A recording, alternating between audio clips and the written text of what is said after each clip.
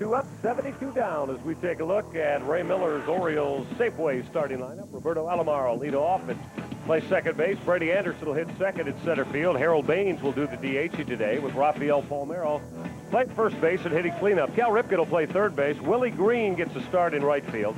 B.J. Surhoff will play left field and hit seventh. Mike Bordick will hit eighth and play shortstop.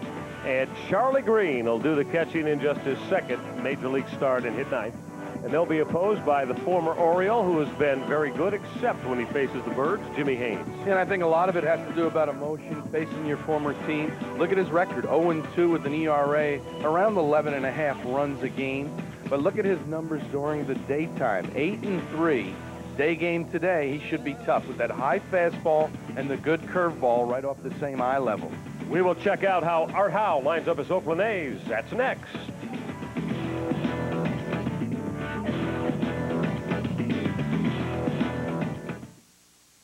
Let's take a look at the Oakland A's and how they line up as Art Howe sets out his Safeway starting lineup. Jason McDonald will lead off today and play left field. Ryan Christensen will be at center field again and hit second. Jason Giambi is the first baseman. Matt Stairs will do the DH to hit cleanup. Ben Grieve will play right field. Scott Spezio is at second base. Eric Chavez, the crown jewel of this Oakland organization, will get his first big league start at third base. Miguel Tejada will play shortstop and hit eighth. And hitting ninth and doing the catching is Mike McFarland. And they will face the Orioles right-hander, Rick Juan Guzman, looking for his fourth win in the Bird colors. He's pitched very well since the All-Star break. The ERA, just a little over 3. He's got to improve on his day numbers. So if you look on paper, Haynes very good during the day. Guzman not so good during the day. Guzman's got to keep throwing the way he had. He had an outstanding slider against the Mariners. Hopefully he'll have that again today against the Oakland A's. It's baseball time in the sunshine here in Oakland, California. First pitch coming at you next on HTS.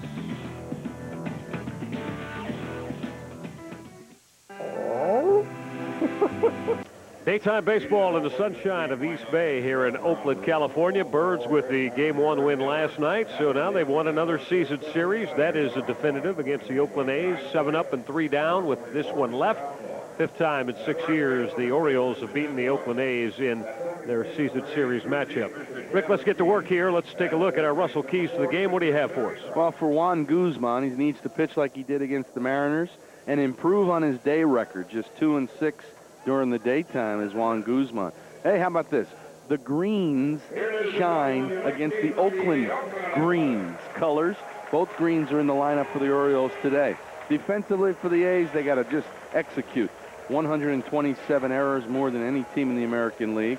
And the young Bucks, you got a chance to see Chavez at third base, McDonald in left, and Christensen in center for the A's. They need to shine today. We'll keep an eye on that and revisit and see how Rick Cerrone fares with his assessment of this one. Today's giant HTS Orioles $1 Million Magic contestant is William Coward of Bel Air, Maryland. William, you've automatically won a Panasonic A110 DVD video CD player and a DVD movie video disc. If an Orioles player hits for the cycle today, William, you'll win $1 million. Turn your field of dreams into a field of green by playing giant HTS Orioles $1 Million Magic, and see your local giant for details. Take a look at the umpiring crew that works this finale here in Oakland. And look here, the man behind the mask.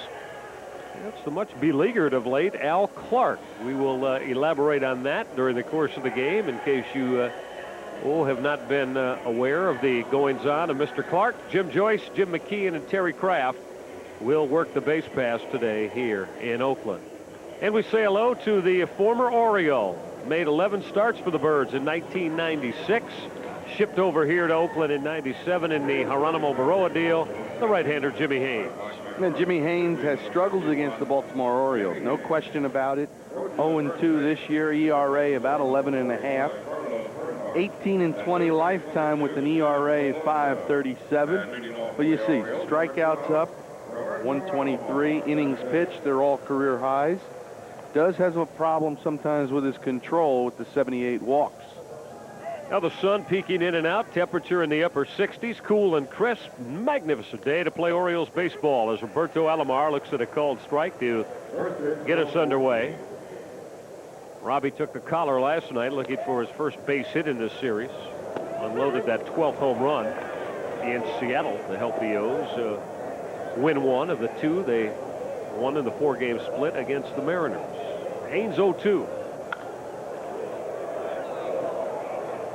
And the one thing you notice right away with Jimmy Haynes, likes to tilt his shoulders really up high to feature that good overhand curveball. Alomar hits it sharply right at Jason Giambi. He's going to handle it himself. Robbie Alomar down on a hard ground ball at Giambi.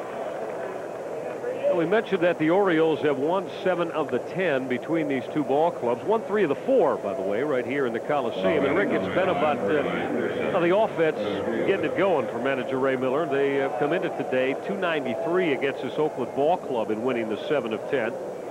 And they've hit 12 home runs in the 10 games.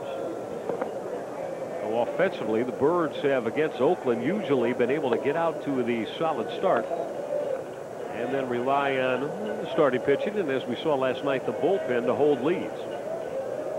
Here's Brady Anderson facing his former mate, Jimmy Haynes. And the one thing is surprising, both teams scoring a lot of runs in the 10 ball games.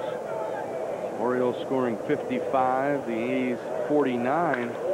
Anderson with a drive to deep center. Christensen track. Wall. See you later. Brady Anderson has left the yard, number 16 on the year for the California native. Anderson taking Jimmy Haynes on a ride to dead center. 1-0 O's. Oh, very similar to last night. Harold Baines in the first inning, the line drive home run. Today it's Brady Anderson. Well, that was, very similar, very similar to the home run Baines hit last night. Line drive shot off the bat of Brady Anderson. High leg kick, gets it out in front, drives it straight away for his 16th of the year. 193rd that the Orioles have unloaded this year on the home run side. Harold Baines, hard ground ball to the left of Miguel Tejada, who picks it and throws out the O's DH. And Baines hit it sharply. All 3 balls here against Jimmy Haynes to open it up have been hit well. But back to the Oriole home run story, Rick. Number 193 for the ball club now. And that sits in the second spot behind Seattle here in the American League. And number 3 in all of Major League Baseball, you put Atlanta between Seattle and the O's in the top 3. And here's a guy who needs a home run. Palmeiro, first pitch swinging in the air to short left center. It's going to drop in front of Jason McDonald. Base hit, Rafael Palmeiro. As Rick was mentioning, Rafael has gone 12 days without the long ball. Still stuck on 41 since unloading on the 28th of August. And remember, it was a little base hit to right field that got Palmeiro going in his last little punk. And here the blooper in the first inning. Maybe that'll get him going today and on another streak for Palmeiro. Well, the ovation for baseball's reigning Iron Man, Cal Ripken. Cal had a couple base knocks last night. Nice pieces of hitting, both. He went the other way with a line drive base hit to right. On a slider from the right-hander T.J. Matthews, and then that a base hit up the middle his last time. And that base hit to right field, stayed back, drove it to right field for the single. It's going to get out of play over the Orioles bullpen.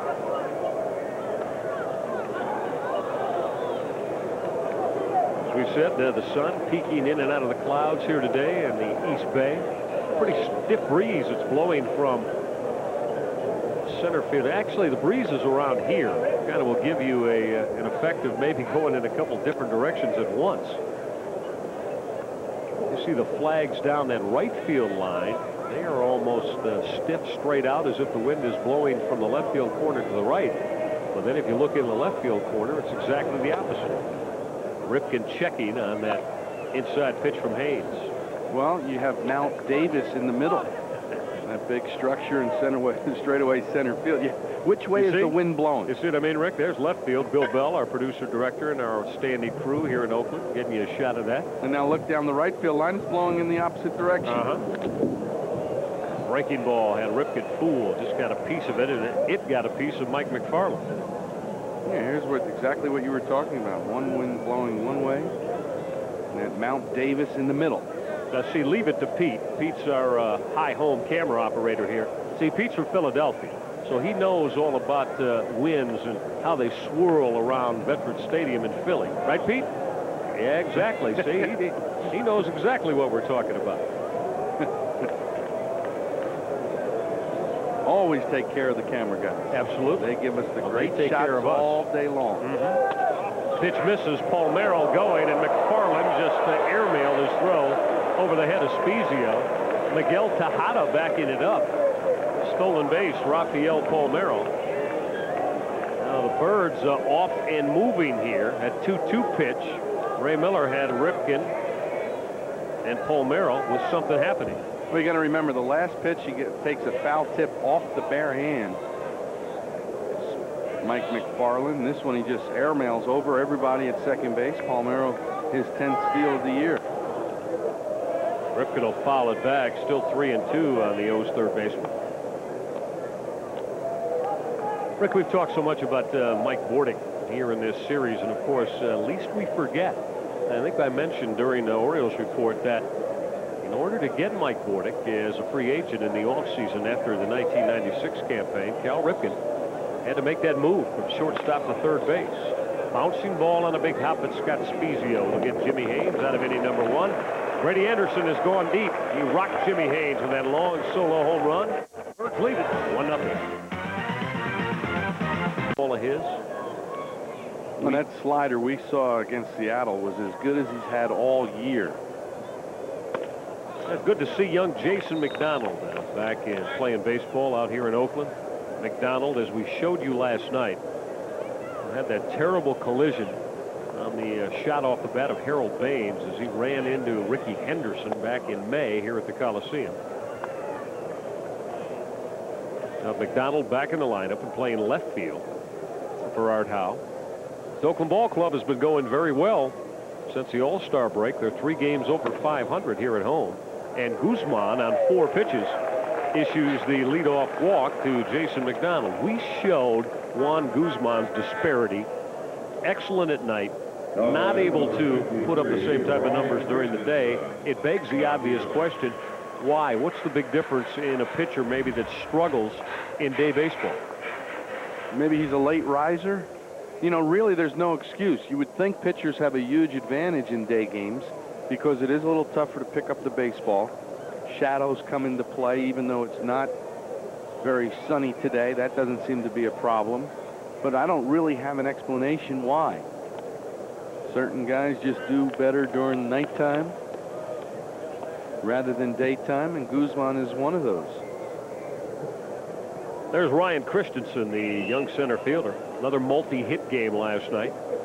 3rd he's had in the last 5, by the by, as Guzman's on the outside corner for a called strike. Now, we showed you during Orioles report that you might expect Art Howe, and there's a long look from Christensen down to Ronnie Washington, that third base coach. Well, maybe Art Howe is going to try to get very aggressive here. Juan Guzman has given up the most stolen bases in the American League. As Christensen fouled it off, Guzman ahead 0-2. And the other thing we'll keep our eye on, behind the plate, Charlie Green getting a start. What I noticed earlier in the year when he first came up, very good, low target, but has a little tough time with balls in the dirt. For some reason, it seems like he's very jumpy behind there, and he gets up above the ground. Very easily a ball can go between the legs of Charlie Green. Slider missed. To see Green showing that throw possibility down to Jason McDonald. Talked to Charlie last night. Rick Ray Miller had told him that he'd be getting the start today. As you see him peer into that Oriole dugout, he's very excited about his second major league start here this afternoon. Wonder how much sleep he got getting back to San Francisco late last night, knowing you're going to be in. Now this got away from Palmeiro. McDonald has turned second as Rafael gets on the baseball near the Orioles bullpen. We saw a throwing error on Juan Guzman in his second to last start. And we'll see there as he and Palmeiro not on the same page. Just looks like the throw handcuffs him. Never gets the glove on it. Error on Palmeiro. We talked about day games. It's just a little bit tougher to see the baseball. behind third base. If you're looking where Palmeiro was looking, a lot of white shirts behind Guzman. Christensen just got a piece of it to stay alive. So Jason McDonald in scoring position now. With nobody out. A's trying to answer the Brady Anderson solo home run. Even though Christensen has a 1-2 count on him, you'd like to see, if you're Art Howell, him try to advance McDonald to third base with a productive out. Guzman all set with a 1-2. Drove Christensen back. 2-2 now on the young Oakland center fielder. Juan Guzman looking for his 4th win since coming over from the Toronto Blue Jays into an Oriole uniform. Won his first 2 starts. Had a couple of no decisions. Got drilled around pretty good by the Chicago White Sox.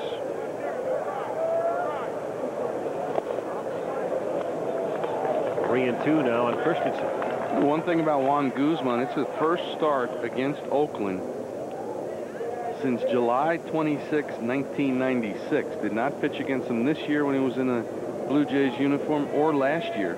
And he's had a very good record here at the Coliseum. 4-1 lifetime for Juan Guzman. 6-3 overall against the A's in his major league career.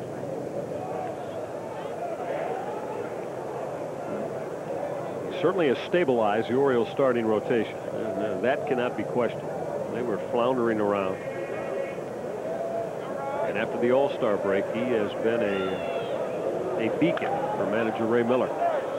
This is lifted toward the seats. There's room for Palmeiro if he can get there. Rafael cannot. We talked about it last night. A lot of foul territory here.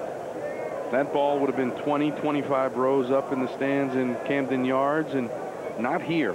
A lot of foul territory. Got to stay with that baseball. You just cannot get underneath it, even though it bounces in play.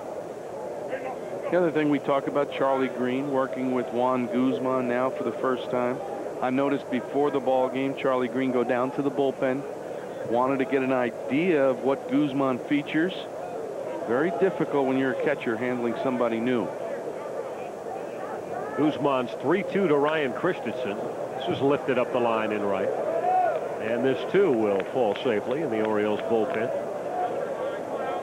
And the one thing, you know, just to refer back to it, Charlie Green, that slider of Juan Guzman. Sometimes it acts straight down. It goes straight down. You have to be ready to block everything. So other times it'll be smaller and tighter break. It's almost like 2 or 3 different pitches in one. Juan Guzman in an early spot here in the opening inning. He has issued back-to-back walks to Jason McDonald and now Ryan Christensen. So a couple aboard. Some speed at the top of the A's lineup. In position now for the big boppers. Giambi, Stairs, and Grieve. As tonight, Art Howe has lined up the 3 left-handed sticks against the right-hander Guzman.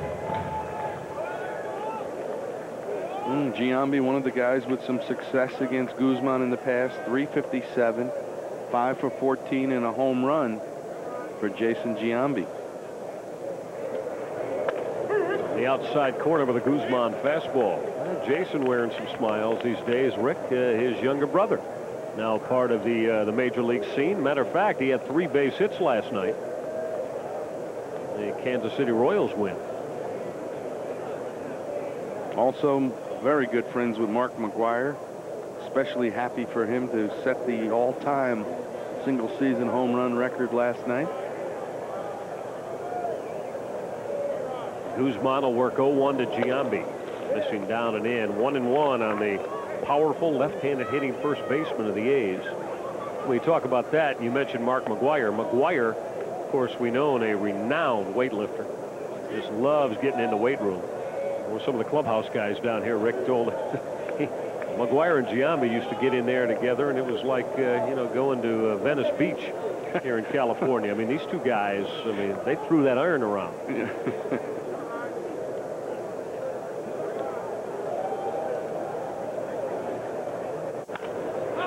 This is lifted outside the line. Long run for Ripken, Bordick, and Surhoff. Nobody can get there. Well, they have hit 3 pop-ups foul just in the Bermuda Triangle area where they just cannot get to. You talk about McGuire and pumping weights, but did you see some of the films from '87, his rookie year? I mean, that's 210, 15 pounds when he came into the major leagues. And got to be close to 250, 260 now. Don't you think better than that? Too close to 260 probably? That's what I'm thinking. And his arms are as big as my legs. I mean, he has put a lot of hours in that weight room to get bigger. And he is a big man. This ball just explodes off of his bat. Now 1-2 to Giambi, missing away. The other thing you'll keep your eye on here today too, also, I mean, you're working with a pitcher for the first time, Charlie Green. Juan Guzman may feel like he has to call his own ball game. He knows what he wants to do in certain situations, and that's why you see a much slower pace here in the first inning. Bouncing ball toward Cal Ripken to Alomar for one. Double play. Birds turned it over. They got the slow-running Giambi, bouncing ball at Ripken, and he started that 5-4-3 double play. So eliminate both Christensen and Giambi and put McDonald at third, with now 2 down here in the opening inning. Take a look at a Deer Park double play. Deer Park Spring Water is going to make a donation to the RBI program locally around Baltimore that provides inner city kids with the opportunity to learn and enjoy baseball. Ripken, Alomar, and Paul Merrill. Turnover, a Deer Park Orioles double play. Deer Park, that's good water. There's Matt Stairs, and you have to be impressed by the numbers. Now, Rick was saying last night that this guy sets out to pull everything. He might, but you still have to guard all the exits because he'll take the baseball the other way to left field. He may not be doing it by design, Rick, but if they're going to pitch him out there, I think he's kidding us a little bit. He's not going to try to roll over and pull the ball. But you just saw his hack right there. I mean, it was off the ball trying to launch it. He wants to try to hit a ball as hard as he can in the pull area every time up. If it goes to left field, it's pretty much by mistake. Got jammed and popped it up. Mike Bordick's going to handle it. Oh, about the 25-yard line, about 5 yards onto that outfield grass. Juan Guzman walked McDonald and Christensen, but gets out of the first. 1-0 Orioles. Flying to the New England area. As we go to the second, here's Willie Green to lead it off for the O's. Green getting the start in right field. Willie's been bothered by that stretched groin that he suffered playing the outfield. Bouncing ball foul outside the bag. Was on the last Orioles homestand. He made a couple of sliding diving attempts in right field, and Rick hasn't been 100% since. Well, I had those rubber cleats on, and when it gets a little bit wet, that area around the playing field in Camden Yards, the warning track areas, get very slick. Pulled the groin and has not been able to return to the lineup. Got fooled on a changeup from Jimmy Haynes. Count evens at 2-2. This is the 19th game that Willie Green has appeared in. He has hit 1 home run as an Oriole and a 2-run shot against Cleveland. Haynes will miss upstairs. 3-2 now on Willie Green. I know you appreciated my keys to the game. The Greens versus the Oakland Greens. You know, the uniform. You like that.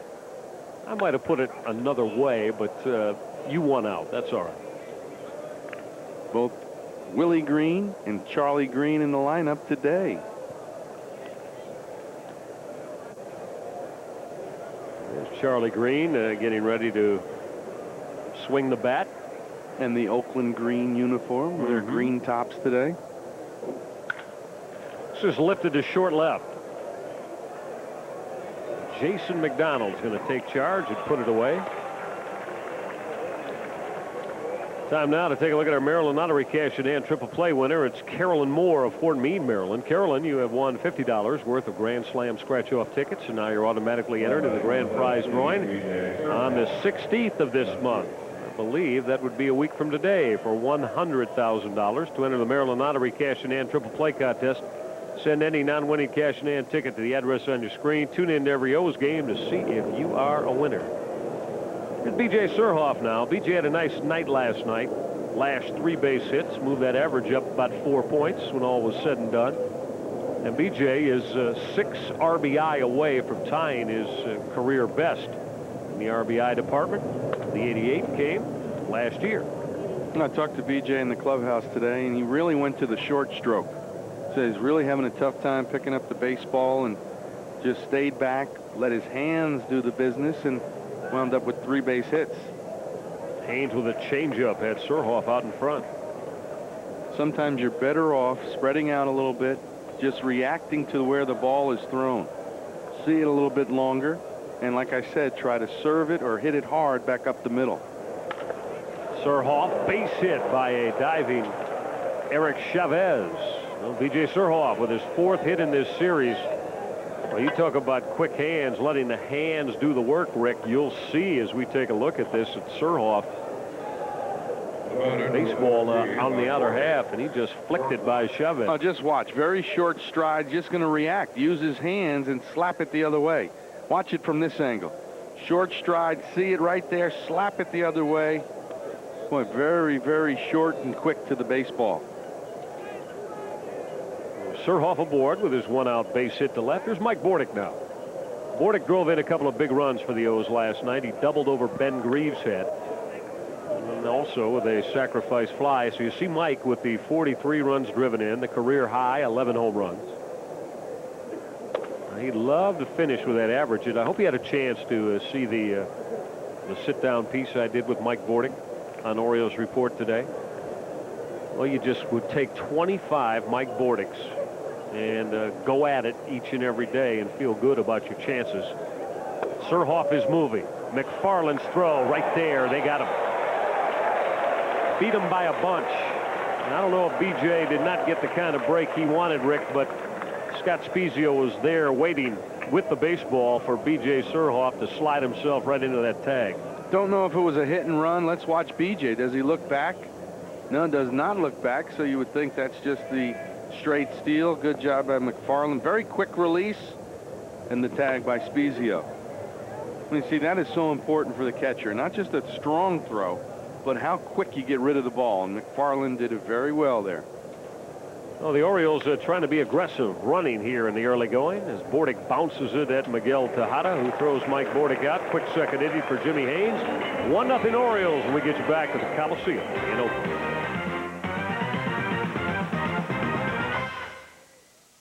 To D.C. Now it'll happen coming up on Friday. Come out from 11 a.m. on. Free hot dogs, prize drawings, autographs, whole lot more.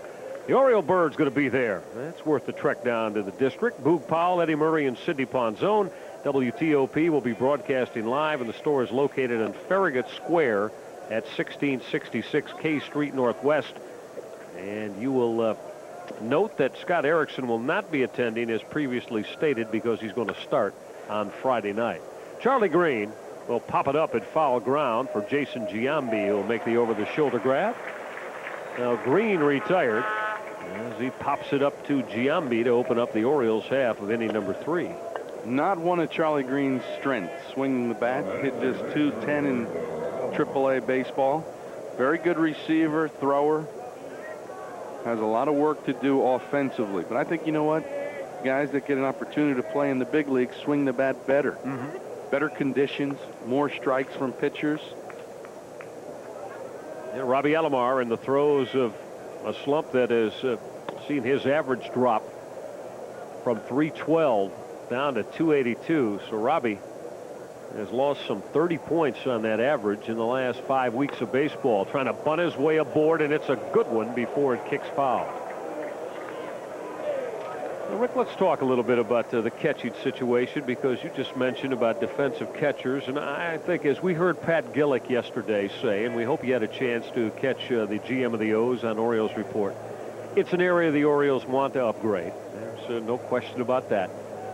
And everybody seems to have the name of Mike Piazza on the tongue and the lips, but that's going to take a lot of money now, up near $10 million a year. And Piazza is not necessarily the best defensive catcher going, as Robbie Alomar gets rung up on strikes as Jimmy Haynes works that outside corner with a good fastball. But continuing on with that premise, might the Orioles be better served to go into a direction as we look at Pat Gillick, get a defensive catcher that can handle the pitching staff, control a running game, do all the things necessary behind the plate. 240. And maybe only, so if he's only a 230, 240 hitter because of the other pop in this lineup, you can, if you stay defensively strong with them, carry it and be a solid contender. Well, you know how I feel. I think you build your team, your strength, by pitching and defense. And that starts on the mound and up the middle. You know, up the middle, shortstop, second base, catcher, and center fielder. Yeah, there's not a lot of young catchers available. I know the Philadelphia Phillies have a couple of young catchers, Bobby Estrella and Mike Lieberthal. Those names were mentioned, and I know they even tried, the Orioles did try to acquire one of those two players earlier in the year. I think that's what you look for rather than spend $75 to $100 million sign Piazza. If you do that, you pretty much handcuffed yourself as far as other moves you can make in terms of getting free agents. You only have so much money. So many dollars to go. Now, if you don't sign Palmeiro, Alomar, Jimmy Key, you're looking at about $16 million freed up. If you give it $10 million to one guy, well, now you got $6 million left to shore up where you said you wanted to shore up. Maybe another starter behind the plate, maybe a center fielder. So, I mean, it's very, very difficult nowadays when you put together a team. GM, you can't make trades anymore. It's all about salaries. How much are you giving? How much are you getting back to stay competitive? And we know the Orioles' highest payroll in baseball. Yeah, unquestionably the most money spent to put this ball club on the field this year. 3-2 pitch to Brady Anderson, fouled back right below our booth. Well, Michael, nowadays 10% of the players in baseball make about 75 to 80% of the dollars. You know, when you look at it, if you put 3-4 guys making between 7 and 10 million on your team, now you got to figure out, where do I get the rest of the players from? That's why you see more opportunities for younger players. Jimmy Haynes misses with the fastball upstairs. Now Brady Anderson works the 2-out walk here in inning number 3. Very, very difficult job for Ray Miller, and we had an opportunity to ride over with Ray yesterday, and he would like the general manager's situation to be resolved as soon as possible. Who is going to be making the decisions?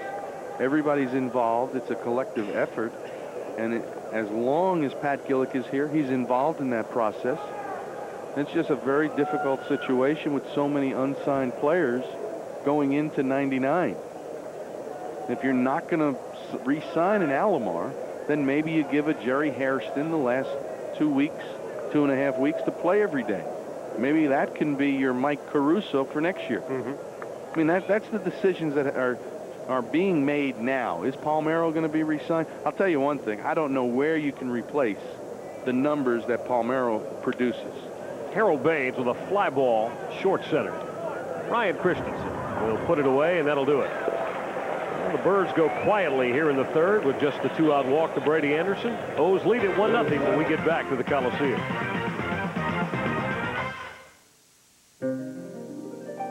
Connecting with the wrong internet provider can leave even the most experienced net user frustrated and abandoned. Now there's a better way. Success against Juan Guzman. That's his 8th base hit in their career matchup. The double to the corner and left, leading off the third.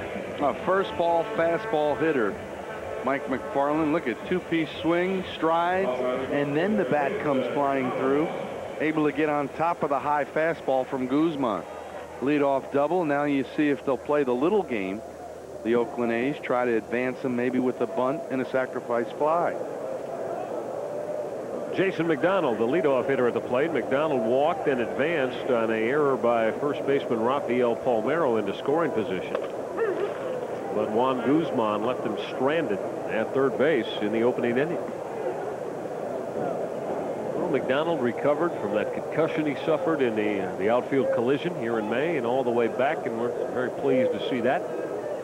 Just another one of the bright young prospects that Oakland has in their organization playing at a major league level. Rick, they're a little bit like Chicago that we've talked about over the last couple of weeks. These kids getting a chance to play this year as McDonald pulls the bat back. You look at Grieve and Christensen, Hinch, McDonald. We're seeing Chavez today.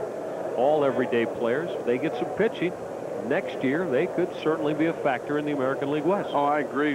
Christensen very impressive in the outfield. Covers an awful lot of ground.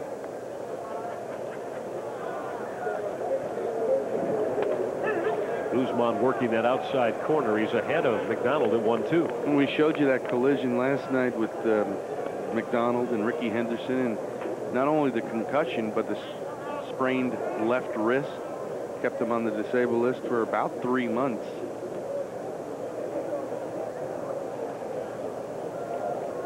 As you can see, short, stocky. Doesn't he remind you of Ricky Henderson from just quite a bit? Being from the left side of the plate. Big legs, strong. Think he can learn a lot about being a leadoff hitter from the best leadoff hitter in the history of baseball, Ricky Henderson. He should be taking notes, Jason McDonald. Bouncing ball to the right side. Palmero will pick it and beat McDonald to the bag. So the young outfielder does his job.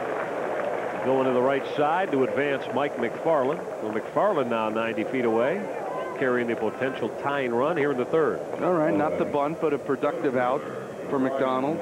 And now you always have to remember the squeeze. Whenever you play Art Howell's teams, likes to utilize the squeeze as an offensive weapon. Saw him successfully do it in Camden Yards not too long ago.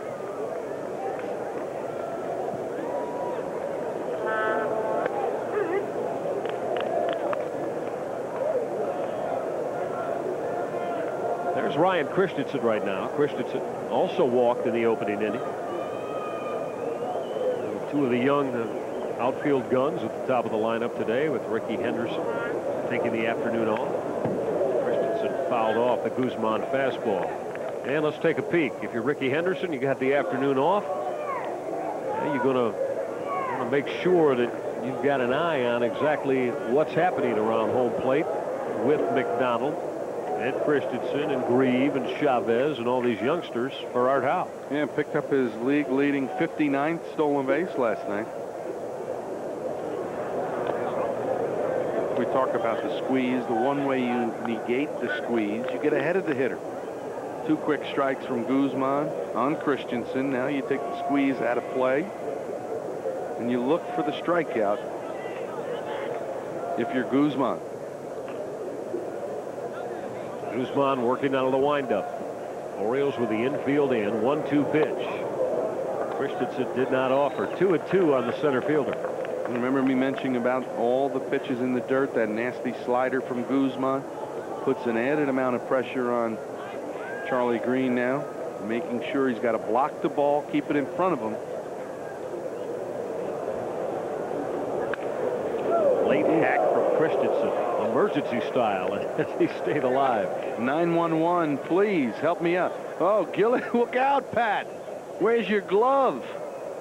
And before the day, Pat wearing a nice brim, too, walking around the field. I don't know what happened to his brim.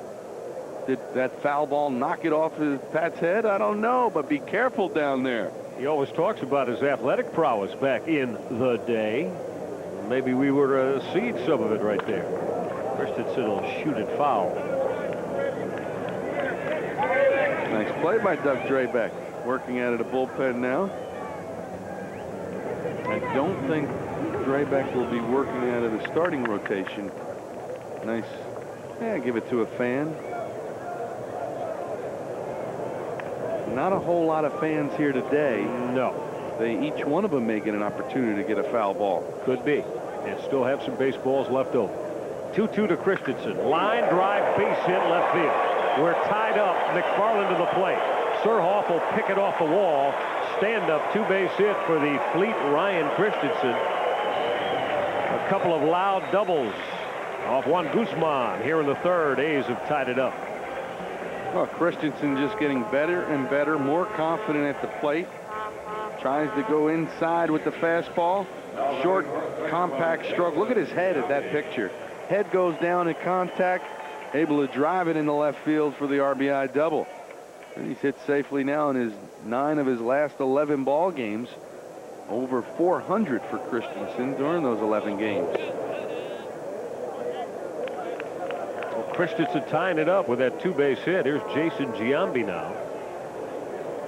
Giambi with a chance to give the A's a lead here in the third. 32nd run driven in for Ryan Christensen.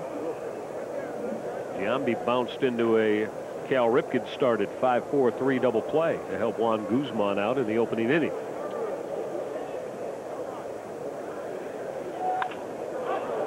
This is lifted to short left. DJ Surhoff with the glasses down to put it away. Well, Guzman not having any problems so far with Giambi. Double play ground ball, and now the fly ball to Surhoff. Well, when you go over a lineup, you always look at the guys in the lineup you don't want to beat you. You spend more time talking about the 3, 4, 5, 6 hitters than you do the leadoff guys or the bottom of the order. And usually, those are the guys that come back to burn you. And speaking of burning you, Matt Stairs sitting on 99 RBIs for the year. Stairs facing Guzman here in this 1-1 tie. Try to turn it all loose right there and unload on Guzman.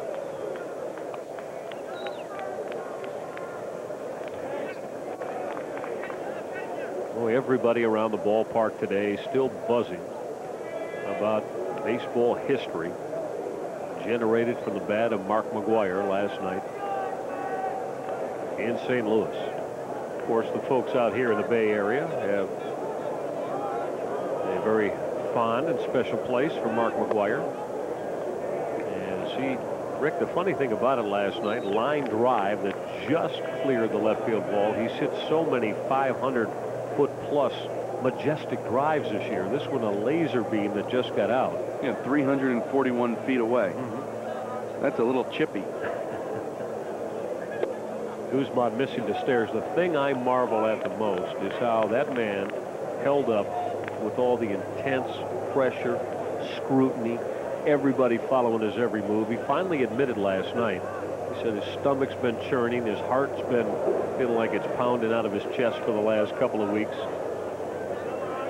But in the face of all of that, he got it accomplished as Green keeps the baseball in front. Guzman missing down in the dirt. You know what I noticed, Michael, watching the whole scenario?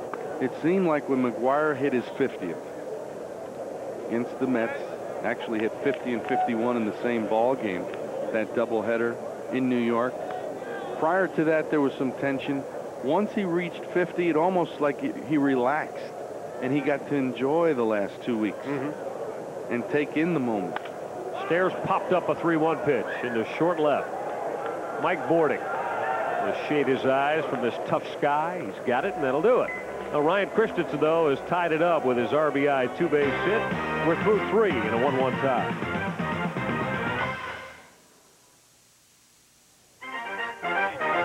Home Team Sports coverage of Orioles baseball is brought to you by Safeway Food and Drug, and nobody does it better. Hope you're enjoying it in the Wednesday afternoon sunshine out here in Oakland, California. Rafael Palmeiro fouling off Jimmy Haynes' first offering here in inning number 4. We're in a 1-1 tie. Michael Regard joined by Rick Cerrone as this is the finale of the 6-game road swing through Seattle and Oakland. Yeah, they can go 4-2 on this road trip with a win today. 1-1 ball game, top of the 4th. Counting today, 18 left in the regular season. Birds need to go 9-9 to finish at the break-even point at 81 and 81, and the road ahead is definitely tough as Palmeiro will lift it foul, and this will land in the seats beyond the Oakland bullpen. Well, believe it or not, the Orioles will control whoever goes to the wild card, and whoever wins the AL West. They'll have a lot to say in it. They play Anaheim 3, Texas 2. Play Toronto, Boston, New York. So, I mean, they will control who gets in the postseason play. Line drive base hit off the bat of Rafael Palmeiro. Well, Palmeiro now 2 for 2 on the afternoon as he lines a solid base hit off Jimmy Haynes here to open up the 4th. Acura West, as we talk about Rick Cerrone's favorite car dealership around the Baltimore area. The area's first Acura dealer is the place to visit for the finest selection of Acura preferred pre-owned automobiles. now with 6.9% financing available to qualified applicants. See what it's like to shop at a first-class dealer, Acura West, on Route 40 West. See, I just asked Pete and Charlene up here in the booth. They said that's definitely you in that ad. Yeah, they affirmed that with you. You had the Motown lean working. Got to have that going. Cal Ripken, first pitch swinging, pops it up behind the plate for Mike McFarland to put away. Ripken out on the first pitch he sees here in inning number 4 from Jimmy Haynes. Jimmy Haynes able to do a good job against his former teammate, Cal Ripken.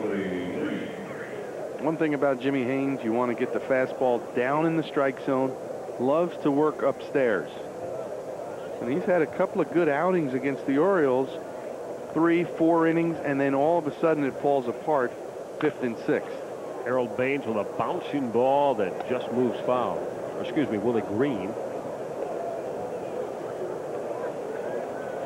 You mentioned Willie Green and traded for Jeffrey Hammonds. It was Hammonds who hit a grand slam home run against Jimmy Haynes in one of his starts here in Oakland. It was in a 6-run 4th inning. The Orioles dropped the hammer down on Jimmy Haynes. Yeah, in his 2 starts this year against the Orioles, he's had a 6th-run 7th inning in Camden Yards and a 6th-run 4th inning.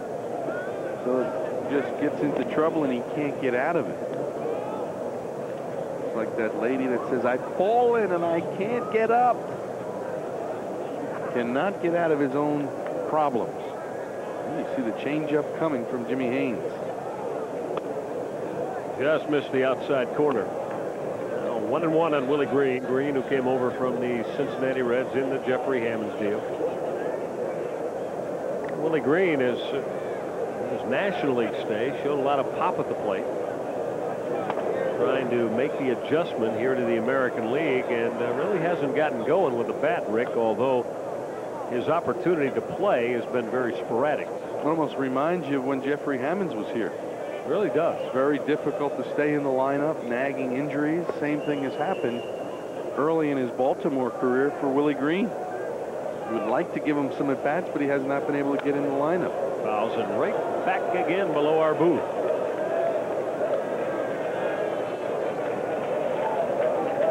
Cerrone up as always and in that ready position, trying to come up with that foul ball back our way. Well, we're a long way away. I mean, that was just underneath us, but very, very long distance. And you've got alligator arms anyway. Remember what they said about Ricky Waters and Alligator Filipino, arms? remember? Pete knows. Ricky Waters last year when he's with the Eagles. He tries to go over the middle, and they said he alligator armed a pass short? attempt. Well, no, he didn't lay out, stretch out, and go get it. They want a guy to come out of the backfield and lay there. There's Pete. He's our man from Philly. He and Bill Bell, our producer-director, have a bond. Yeah, they used to run together. Yeah. South side. Change up. Willie Green swinging through it. So Jimmy Haynes has fanned his second here on the afternoon by getting Green swinging. A good changeup. Real good changeup from Jimmy Haynes. It just goes down and away. Look at the grip. Watch the action. Willie Green swings right over the top of it. I mean, that's a good look at what the changeup does. Gets you out on your front foot early, and then you really have nothing left to swing the bat with. B.J. Surhoff has found Oakland to his liking. B.J. coming in here struggling. You see Jimmy Haynes also. Someone that B.J. likes to face, but he's had 4 base hits in this series, 3 last night, and a line drive to left. They get aboard his first time today. And very short stroke now, waiting a little bit longer on the ball. His problems when he was struggling, he was jumping. Now much more quiet at the plate. 3 of the 4 base hits, Rick, have gone the opposite way, and the other one was a base hit up the middle. Yeah, just reacting to the baseball. I mean, just see it, try to hit it back hard up the middle. If they come inside, you'll react to that ball by nature. Surhoff awaits a 1-1 with Palmeiro aboard and fouls it back. Well, in case a lot of you missed the story I was telling in Seattle over the weekend about B.J. Surhoff, B.J. and I had a long conversation about his lineage, how he went from Rye, New York, high school standout there, to the University of North Carolina, where he became an All-American, played with Walt Weiss. In fact, caught while Walt Weiss played shortstop. But bottom line, Dean Smith, the legendary basketball coach at North Carolina, had a lot to do with Surhoff and many other North Carolina athletes, not just the basketball players, ascent to their professions, whether it's sports or otherwise. BJ swinging through the Jimmy Haynes breaking ball. McFarland finished it off with a throw to Giambi. So a couple of back-to-back strikeouts, Green and Surhoff, by Jimmy Haynes. 1-1 tie.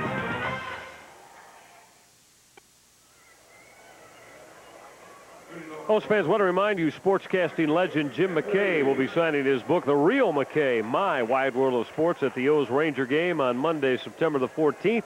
Now, the signing is going to take place at the Orioles store on Utah Street from 7:30 to 9:30.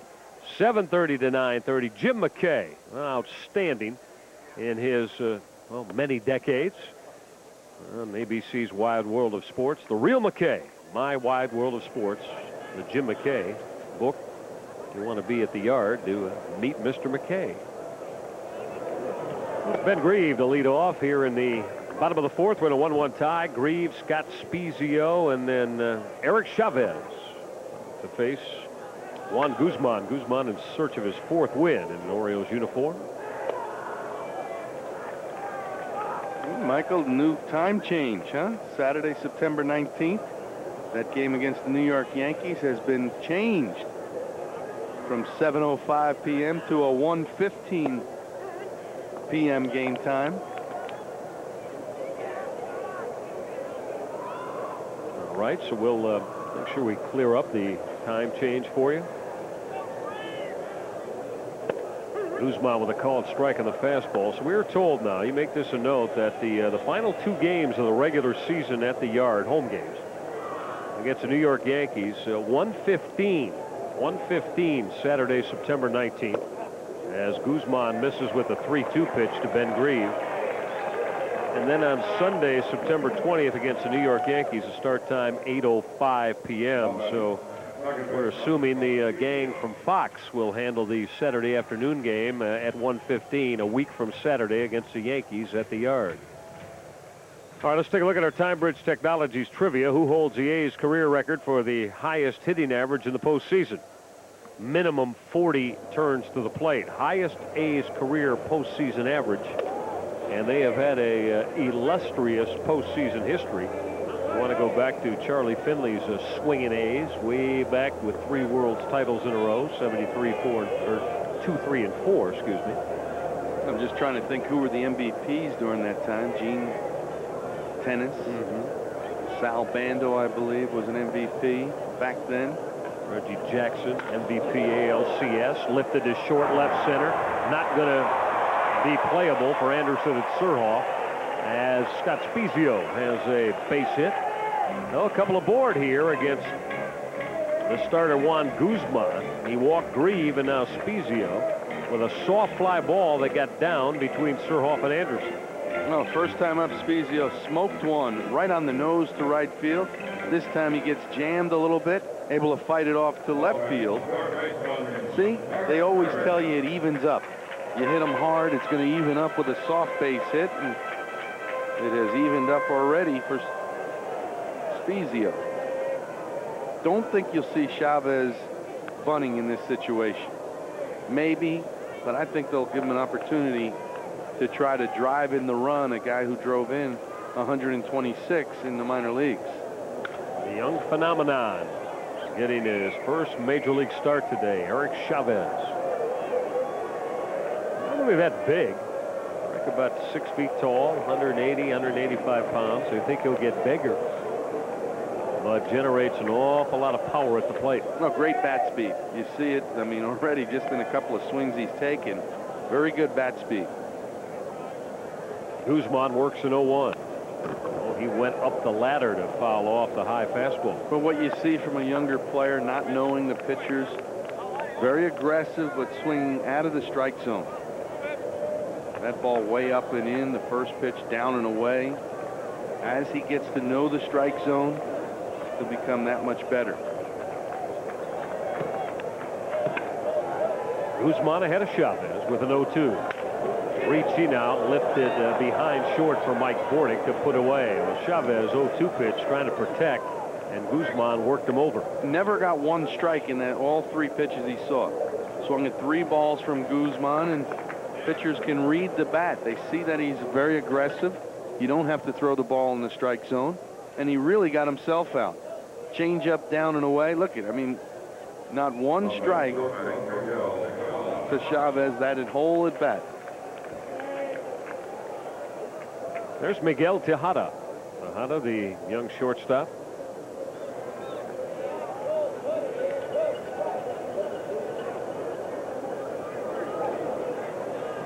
Couple aboard here in the 4th. With 1 out as Guzman tries to protect this 1-1 tie. So get in the seats over the screen. Talked about the crowd today. Yeah, just about everybody in the ballpark might be able to get themselves a foul ball. Not a very big crowd. Mount Davis pretty much empty in center field. Pretty much? There's a couple. Pretty much? There's a guy. See, there's somebody up there. He's not up at Mount Hey, Davis. Bob Euchre. They didn't put you in the front row. Missing away 1-1 now on Miguel Tejada. We talk about all these youngsters for the A's. If you didn't catch it, missed it in the last couple of days.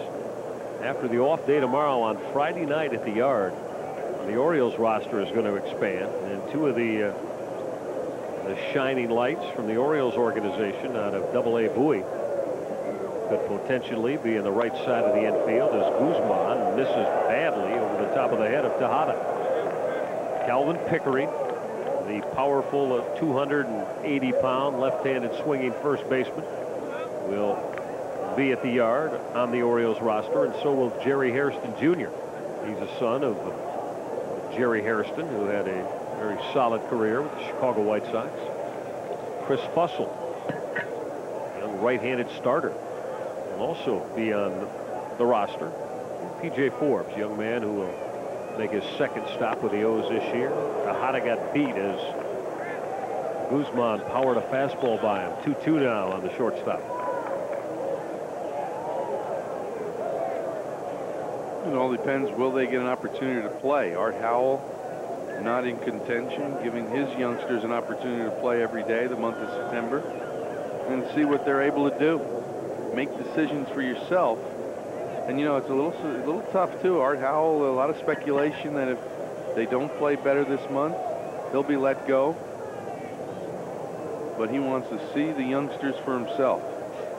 See how many fruits are coming out of that minor league organization and system. Howe's 3rd year here running the ship of the A's. Guzman all set for a 2-2. Blew him away. Just went upstairs with that 4-seam fastball to fan Tejada.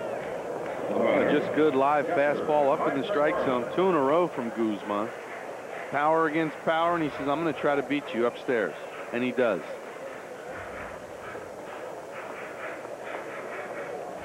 For Juan Guzman, this is his 1st strikeout of the day. He couldn't have picked a better spot. He gets Tejada. So after the walk to Grieve and the base hit from Spezio, again, Guzman has gotten tough.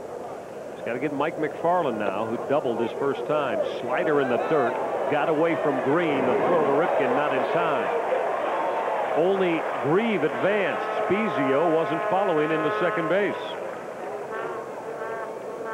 There's that ball in the dirt, and I've talked about happy feet from Charlie Green. Very active behind the plate, maybe sometimes too active. That one just able to get underneath him. Grieve able to advance.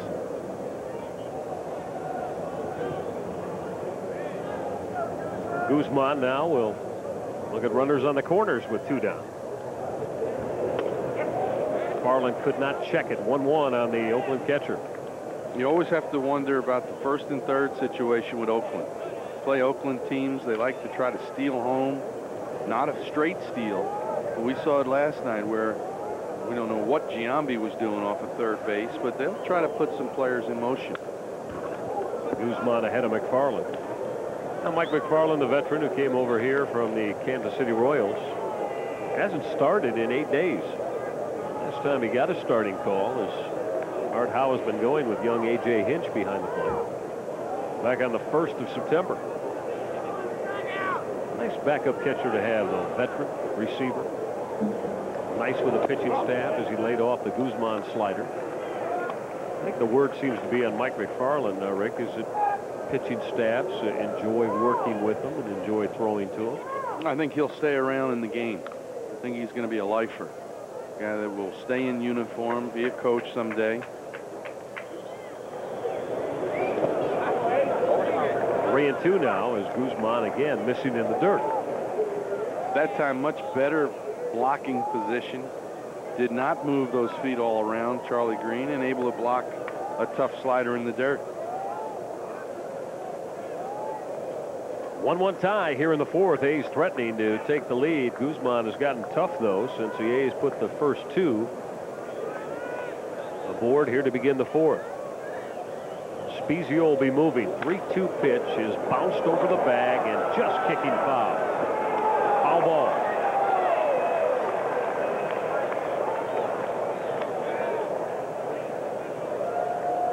Ripken threw. And Spanky ran it through. Breaking ball just in the middle of the plate, just goes foul. Cal can't wait to hear the umpire's call. So he goes ahead and throws it, and there's Spanky McFarland going all the way down the line. He's going to be huffing and puffing coming back here now, huh? Those of you wondering why his nickname is Spanky, our gang comedy. Little Rascals. Little Rascals and Spanky. Payoff pitch, look out. Came up and in. Now, Juan Guzman has been just effectively wild enough today. He has now issued 4 walks as he's loaded the bases by missing up and in to McFarland. Well, that ball gets away from him. Good job by Charlie Green just to catch that ball, and it'll bring a visit from Mike Flanagan. Hey, how nice was that to watch in our O's report today? If you missed it, we showed the 1991 no-hitter right here at this ballpark. Seemed like Mike Flanagan had the toughest inning of that ball game. Bob Malecki going 6. Flanagan worked the 7th, and Ripken made an outstanding play at shortstop. Then Mark Williamson and the Otter, Greg Olson, to finish it up. Combined no-hitter for the Orioles. 1990. I love it. We saw Harold Baines making the last out. Ripken playing shortstop. McGuire, Canseco. Randy Milligan was playing first. I always love it when they turn back the clock and look at those videos from 7, 10, 15 years ago. That's not that long ago now. No. 7 years ago. And Guzman going to the changeup to get ahead of Jason McDonald. Bases loaded with Athletics here with 2 down here in the 4th. So, Cerrone, you're old school. You want to be old school? When you get 44, you're old school automatically. Bouncing ball of Robbie Alomar. He'll throw Jason McDonald out. Guzman is out of inning number 4. Orioles do not allow any damage as the A's leave the bases loaded. 1-1 tie when we get back.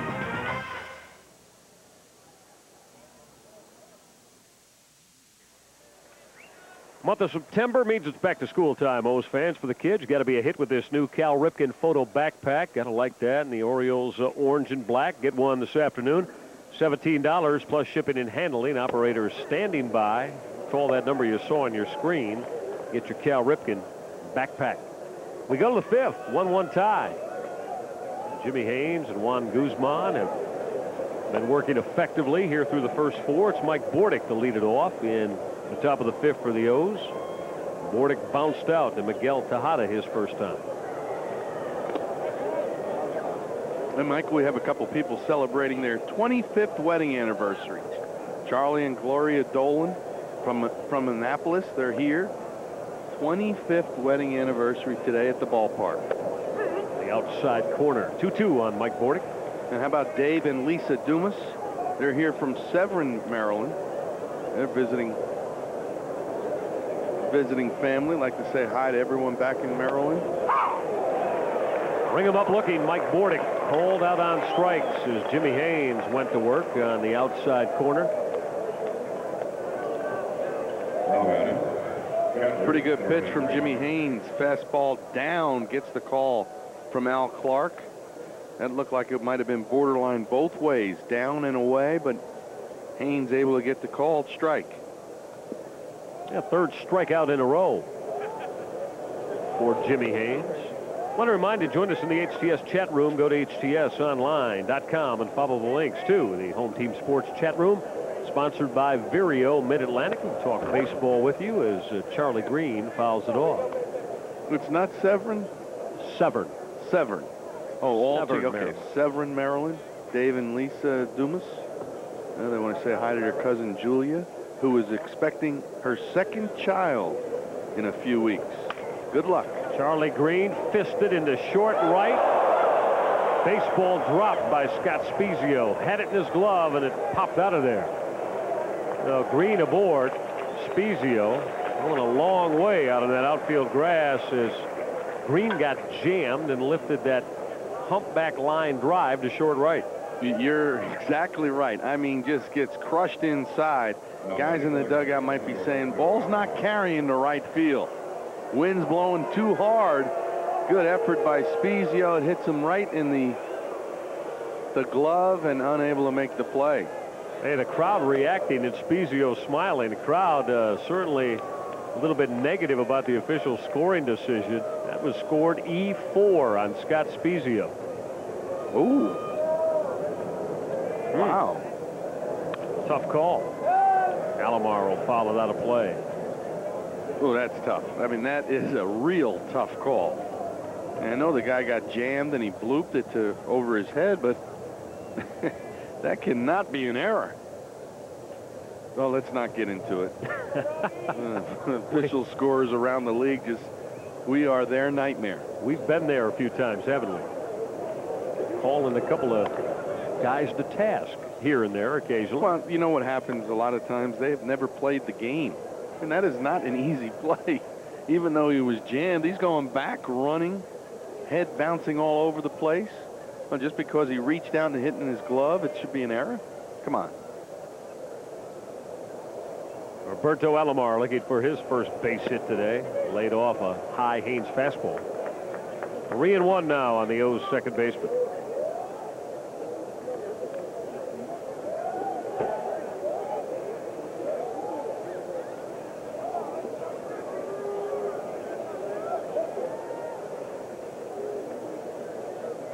Three-one pitch. Missing away. Alomar has a one-out walk here in inning number 5. The Birds have 2 aboard for Brady Anderson. Michael, we talked about Jimmy Haynes. Very good record in day games. 8-3 on the year. Compared to Juan Guzman, who has struggled during the day. But Jimmy Haynes has been burned by the big inning against the Orioles. 2 starts this year. Twice they have scored 6 runs in an inning against Jimmy Haynes. And right now, I mean, he looks like he's in complete control, but danger lurking at the plate in Brady Anderson. Solo home run in the first, his 16th shot of the season. Anderson, number 8 on the Orioles all-time home run list. As he drilled the 156th of his Orioles career. This is lifted outside the line. The long run from McDonald can't get there. Yeah, let's take a peek at the 156th home run that Brady Anderson has gone out of the yard with in his O's career. A Geico Direct baseball highlight from the insurance pros at Geico. He got it all. Drilled it deep over the 400 mark. Well, very similar to Harold Baines' home run we saw last night. Line drive home run, straightaway center field. Last night for Baines. This afternoon, Brady Anderson. 1-1 as Anderson took the Haynes fastball up and away. Slowed by that patellar strain. The tendon in the right knee. It's got away from McFarland. Green and Alomar. will advance. Put 2 in scoring position now as the O's try to break the tie here in the 5th. Well, defensively, they have struggled all year long. 127 errors on the season. This is not an error. You see how that ball just gets underneath the glove, hits the shin guard of McFarland, able to scoot away far enough for both runners to advance. Now with only 1 out, 2nd and 3rd, the infield will play back. They'll concede an out for a run here. If you're Brady Anderson, you want to get a base hit. Jimmy Haynes backed him off with a fastball. 3-1 on Anderson.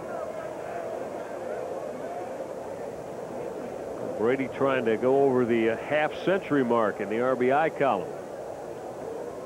Sitting on 49 runs driven in.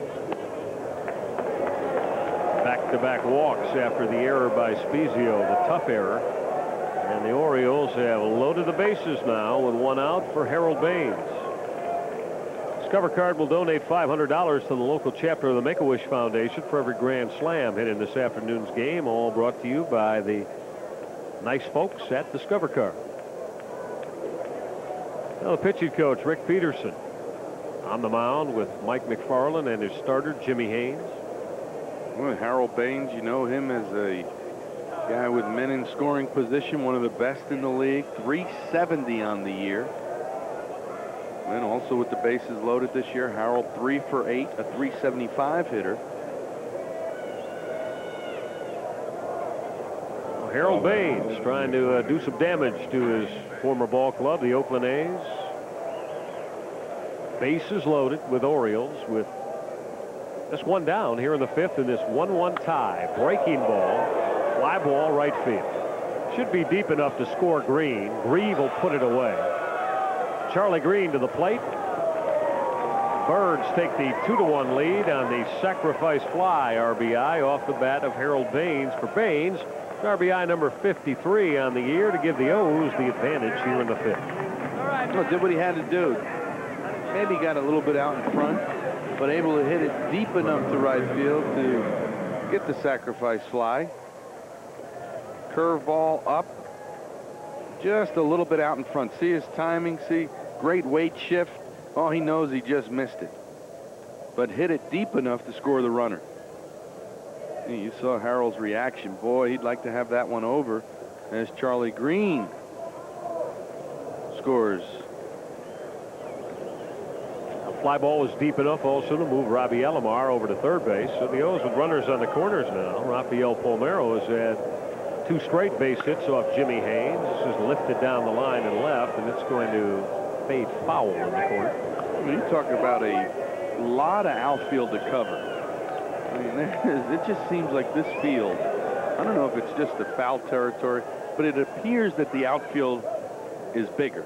I don't know what it is. It always has appeared that way, that it is so much bigger and a lot more ground for the outfielders to cover. And the A's have always had outstanding outfield play as Palmeiro rolls it foul. We talked about that terrific outfield back in the mid-'80s of Dwayne Murphy, David Henderson, and Tony Armas. And Ricky Henderson. And how about even before that? You had the likes of Rick Monday patrolling center field here with Reggie Jackson and Joe Rudy on both sides of him. And then a little bit later on, and Billy North in center field. Young Claudell Washington played out here. CW. Yeah, 19 years old, came to the big leagues. Probably the best body of any out player. I mean, just the perfect V was Claudell Washington. Palmeiro again bouncing foul, an 0-2 pitch.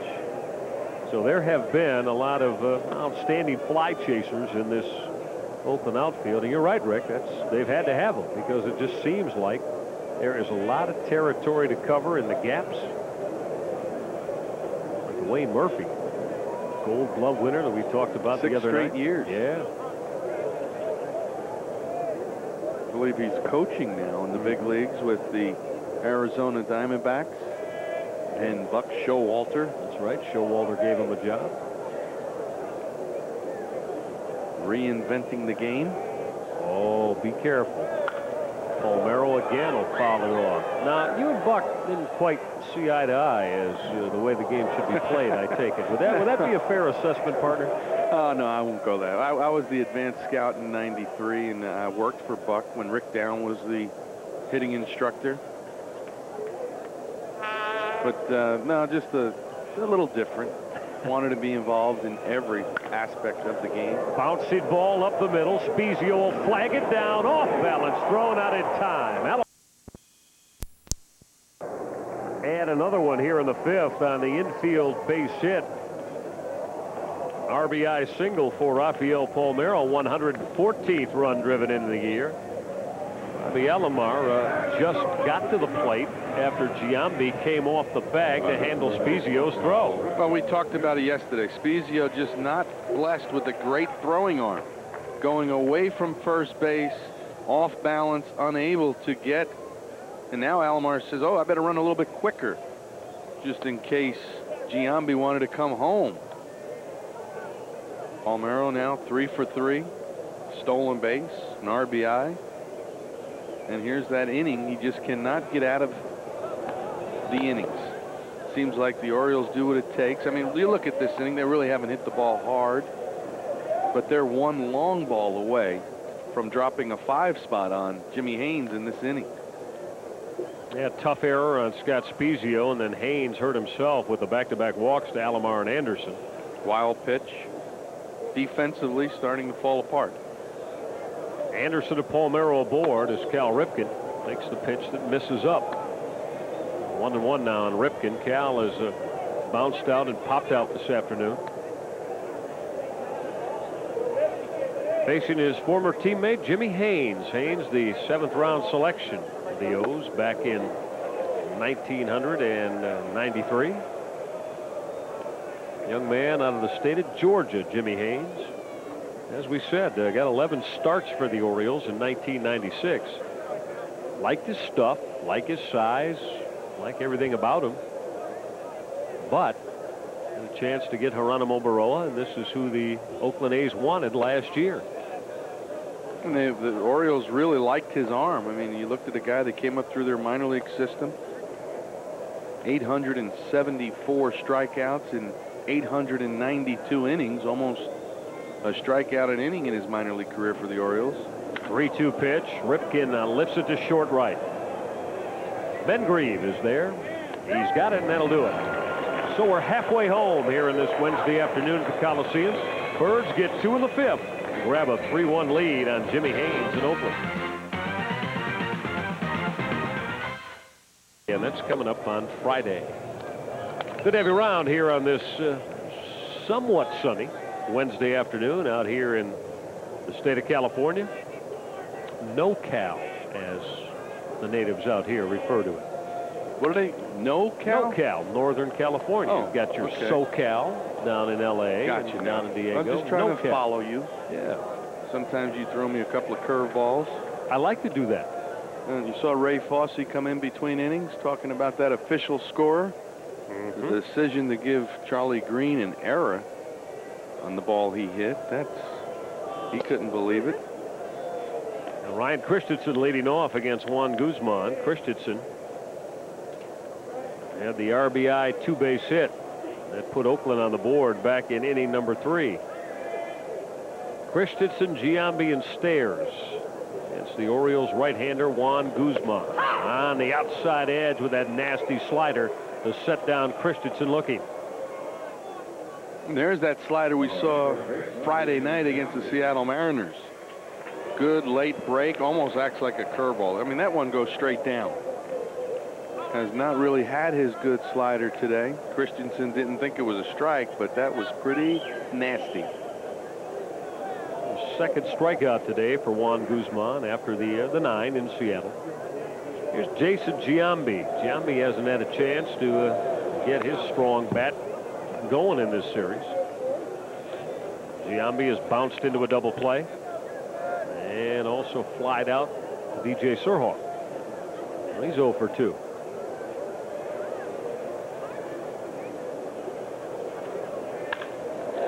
Line drive, base hit to the gap in left center. Giambi going the other way with a line drive single.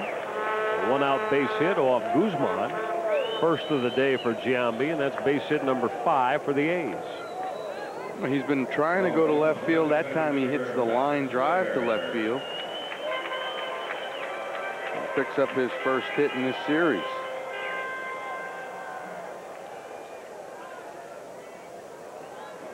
There's Matt Stairs. Stairs 0 for 2. Popped up both times to Mike Bordick. The Orioles have kept Stairs, Giambi, and Grieve in the yard and quiet through the first game and a half in here in this series.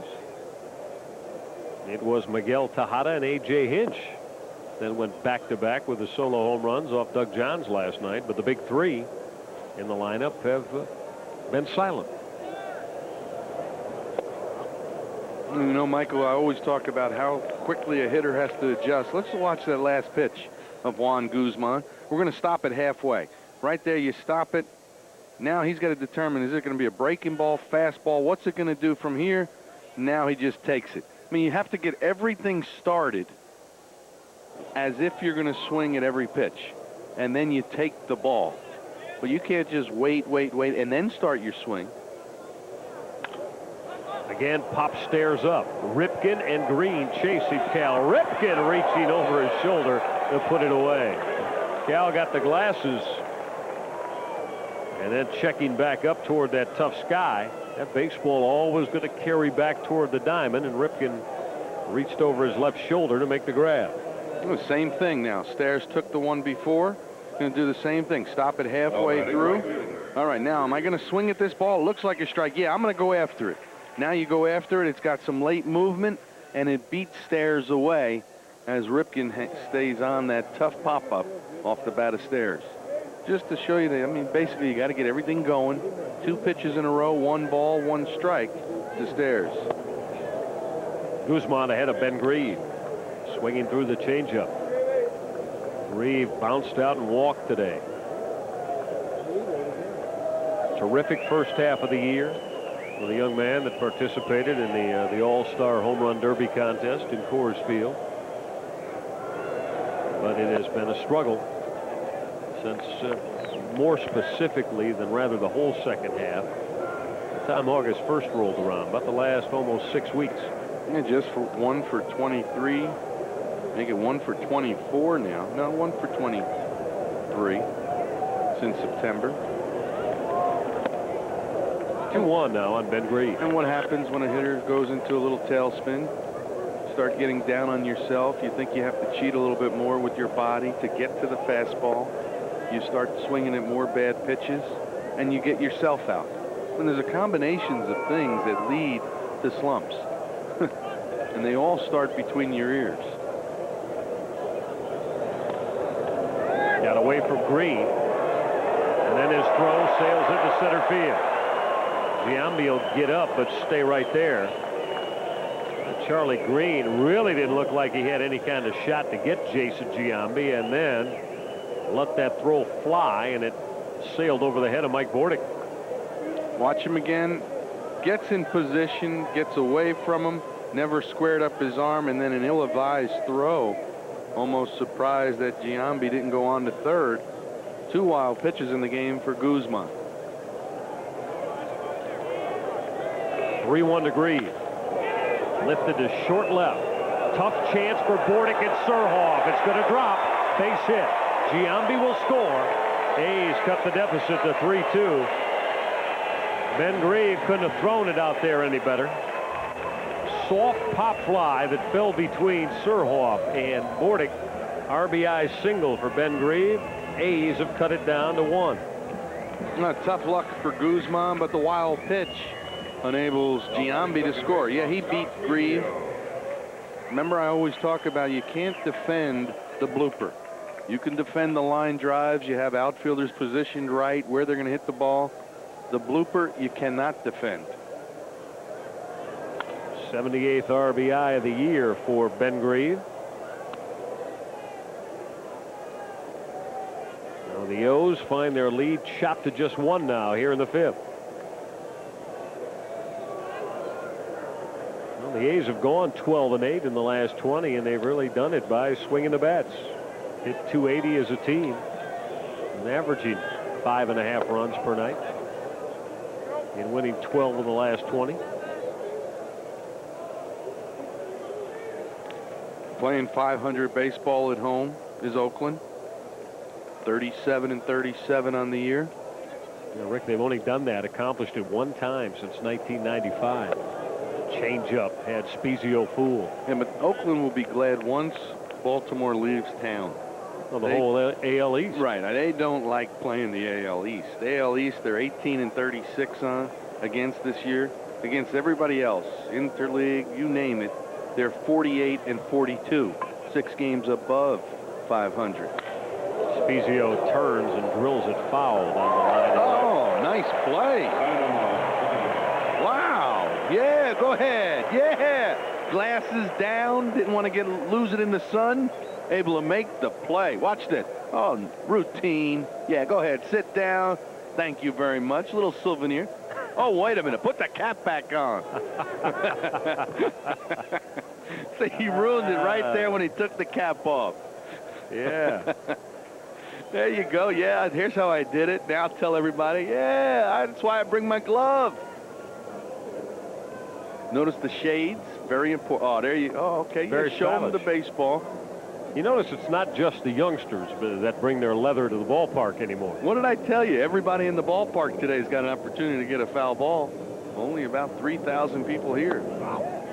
Spezio checked it and did not go.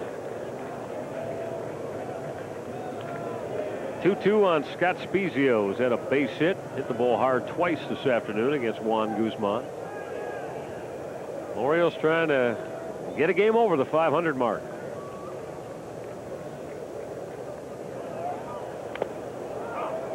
Just got a piece of it to stay alive. Had an opportunity coming over from San Francisco today. We didn't get really to see where the new Giants Stadium will be built, but it's supposed to be right on the water in the Bay Area. I would imagine Oakland is looking to get a new ballpark, baseball-only stadium. Seems like most cities and counties are going to that to produce more revenues. 2-2 pitch. Missing up. Wait a minute, Scott. Where are you going? Where are you going? He got me. I put it down in my scorecard. He fooled you, Cerrone. Man, oh, man. He's trying to buy one from Al Clark. Yeah, you got it. It's 4 balls and you can go to first base, not 3. And it's Al Clark. Yeah, that's only 3, Scott. My fault. Juan Guzman wants to know where was that last pitch. Looked like a pretty good pitch. Well, Grieve will be off and running on this 3-2 pitch with 2 out to Spezio. Popped it up. Cal Ripken again outside the line in foul territory to put it away. Well, we are through 5. The A's get 1 on the Ben Grieve base hit, but the nicest play of the inning, that man making the one-handed grab with a line drive. Bunch of folks. Yeah. Yeah, he did. Twice with Elizabeth Taylor, wasn't it? I think so. Yeah. That's another story. Elizabeth Taylor, she put that wedding band on her finger about 8 times. 8 times. But nobody's got Jaja. Well, she's still got 2 more to go. She's got 10 fingers. Well, Jaja had more than 8? I think she did, yeah. As Surhoff fouls it out.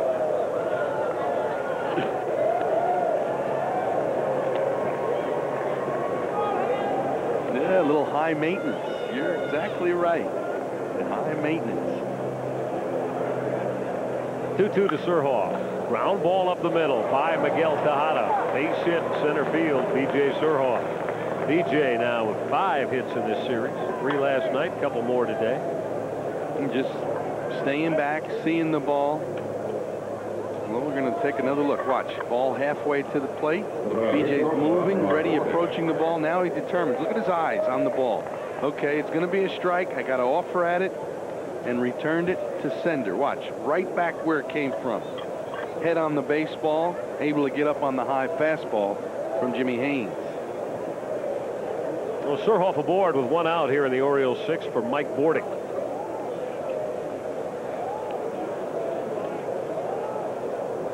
Bordick this afternoon looking for his first base hit. He's 0 for 2.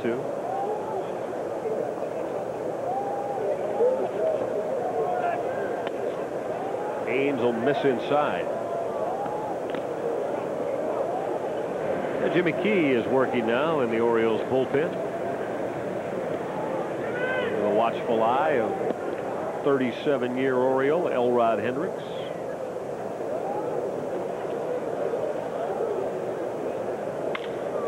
Line shot right field, base hit, Mike Bordick. He went the other way, went inside out. One of those hands back inside the baseball and drilling a line single to right. Exactly right. Inside out stroke. Hands stay inside the ball. Watch him. Down and away. Just takes it the other way. Watch how his hands are going to stay close to his body. Stay inside the baseball. And you could tell. Look at his eyes. Following it right to right field was Bordick. Oh, nice camera shot, guys. You know, we got Pete, Marty, Keith, Tom, and Rick working those cameras today.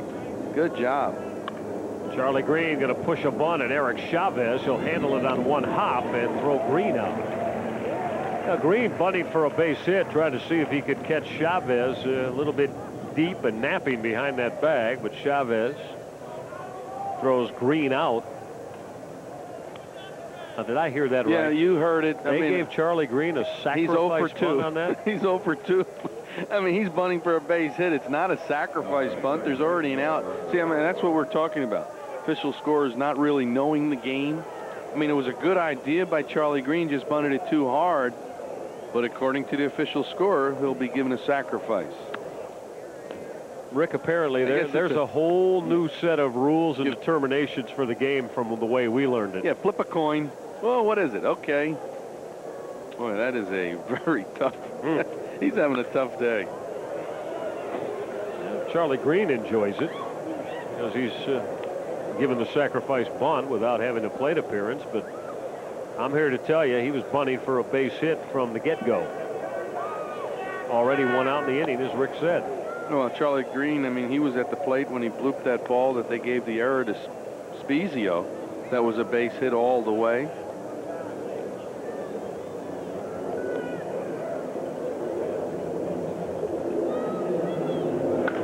Alomar with a drive in the corner and left. Long run for McDonald. That baseball lands about 2 feet foul. Didn't miss by much. Had a couple of runs driven in, written all over it, but it kicked foul. Well, this is the biggest at bat of this ball game. Got a 1-run lead. You can make it a 5-run lead in a hurry. Look at Alomar. Good weight shift, stays behind it. Just misses the double down the left field line. This is one where the breather. Talk about insurance runs, adding them on. Got a 1-run lead. You'd like to jump it to 3 if you're the Birds. Activity in the A's bullpen. Looks like Mike Moeller. Yeah, that's Mike Moeller. Getting up and ready. Trying to get ready for Brady Anderson and Harold Baines and Palmeiro. Well, Haynes all set back on the rubber to go back to work against Robbie Alomar. Surhoff and Bordick in scoring position. This is driven to deep right. Grieve will watch it fly out of here. See you later. Roberto Alomar with a monstrous 3-run bomb off Jimmy Haynes, number 13 on the year for Robbie Alomar. Birds open up a 6-2 lead. Well, Michael, I was just talking about the biggest at bat of this ball game right there. Robbie Alomar. Art Howell stays with Jimmy Haynes. And Alomar a 3-run shot to right field. Look at this fastball in, just missed hitting the double to left field. Now he gets it out in front and deep to right center field. 13th home run of the year, and one batter too late is Mike Moeller. Jimmy Hayes could be staring at 0-3 against his former ball club. We'll tell you about Moeller with our Bell Atlantic call to the bullpen. A couple of walks for Brady, so he is enjoying the Perfect afternoon through the first 3 trips to the plate. Slider from Moeller on the outside corner. 2-2 on Anderson. Mike Moeller has only pitched twice since August 16th. Span of 21 ball games. 3-2 now on Anderson. The sunshine has suddenly left the East Bay area. Clouds have rolled in. The temperature probably never got above the mid-60s. Brady Anderson with a shot. Giambi a layout with a dive and go to Moeller to get Brady Anderson. Jason Giambi, an outstanding play. Laid out with a dive to his right. Went to the backhand side and then went to Mike Moeller to get Brady Anderson. Carlos Bernhardt and Brady Anderson not quite in agreement with that call. Or what they're saying, they thought Jimmy Joyce made the safe side and the outside together. It looked like he did. Jimmy Joyce emphatically punching it out there as Moeller just beat Brady Anderson. That's a Discover card, payback, playback. Oh, bang, bang play at first. And I think what Brady was a little upset, you see Rich Becker now in right field. I think it almost looked like Jimmy Joyce made the safe and the out call together. Had everybody going at him. Moeller was yelling at him. Brady and Bernhardt are yelling at him. But it appeared he got the play right. Now Juan Guzman is done after 5 innings of work. As you look at the Easy Store bullpen numbers of Jimmy Key. Key, who has flourished out of the O's bullpen until the other night in Seattle, when he was blistered for that grand slam home run by Ken Griffey Jr. Funny thing about that grand slam and all the euphoria in Seattle over Griffey Jr. hitting what was his 50th home run of the year. It's only the second career grand slam home run Jimmy Key has given up. Ground ball right back to the mound from Eric Chavez, flagged down by Jimmy Key to throw the young man making his first major league start out. The first one was the final game of the 1997 season in Milwaukee. Jeremy Burnett of the Brewers drilled the grand slam home run off Key. The first one Jimmy Key had given up in all of the innings that he had worked in his big league career. And both left-handed batters. That's right. The one to Ken Griffey Jr.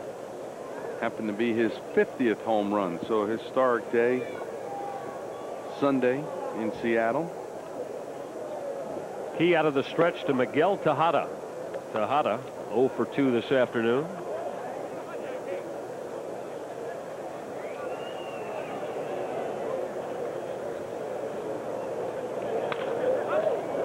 Fly ball up the line in right.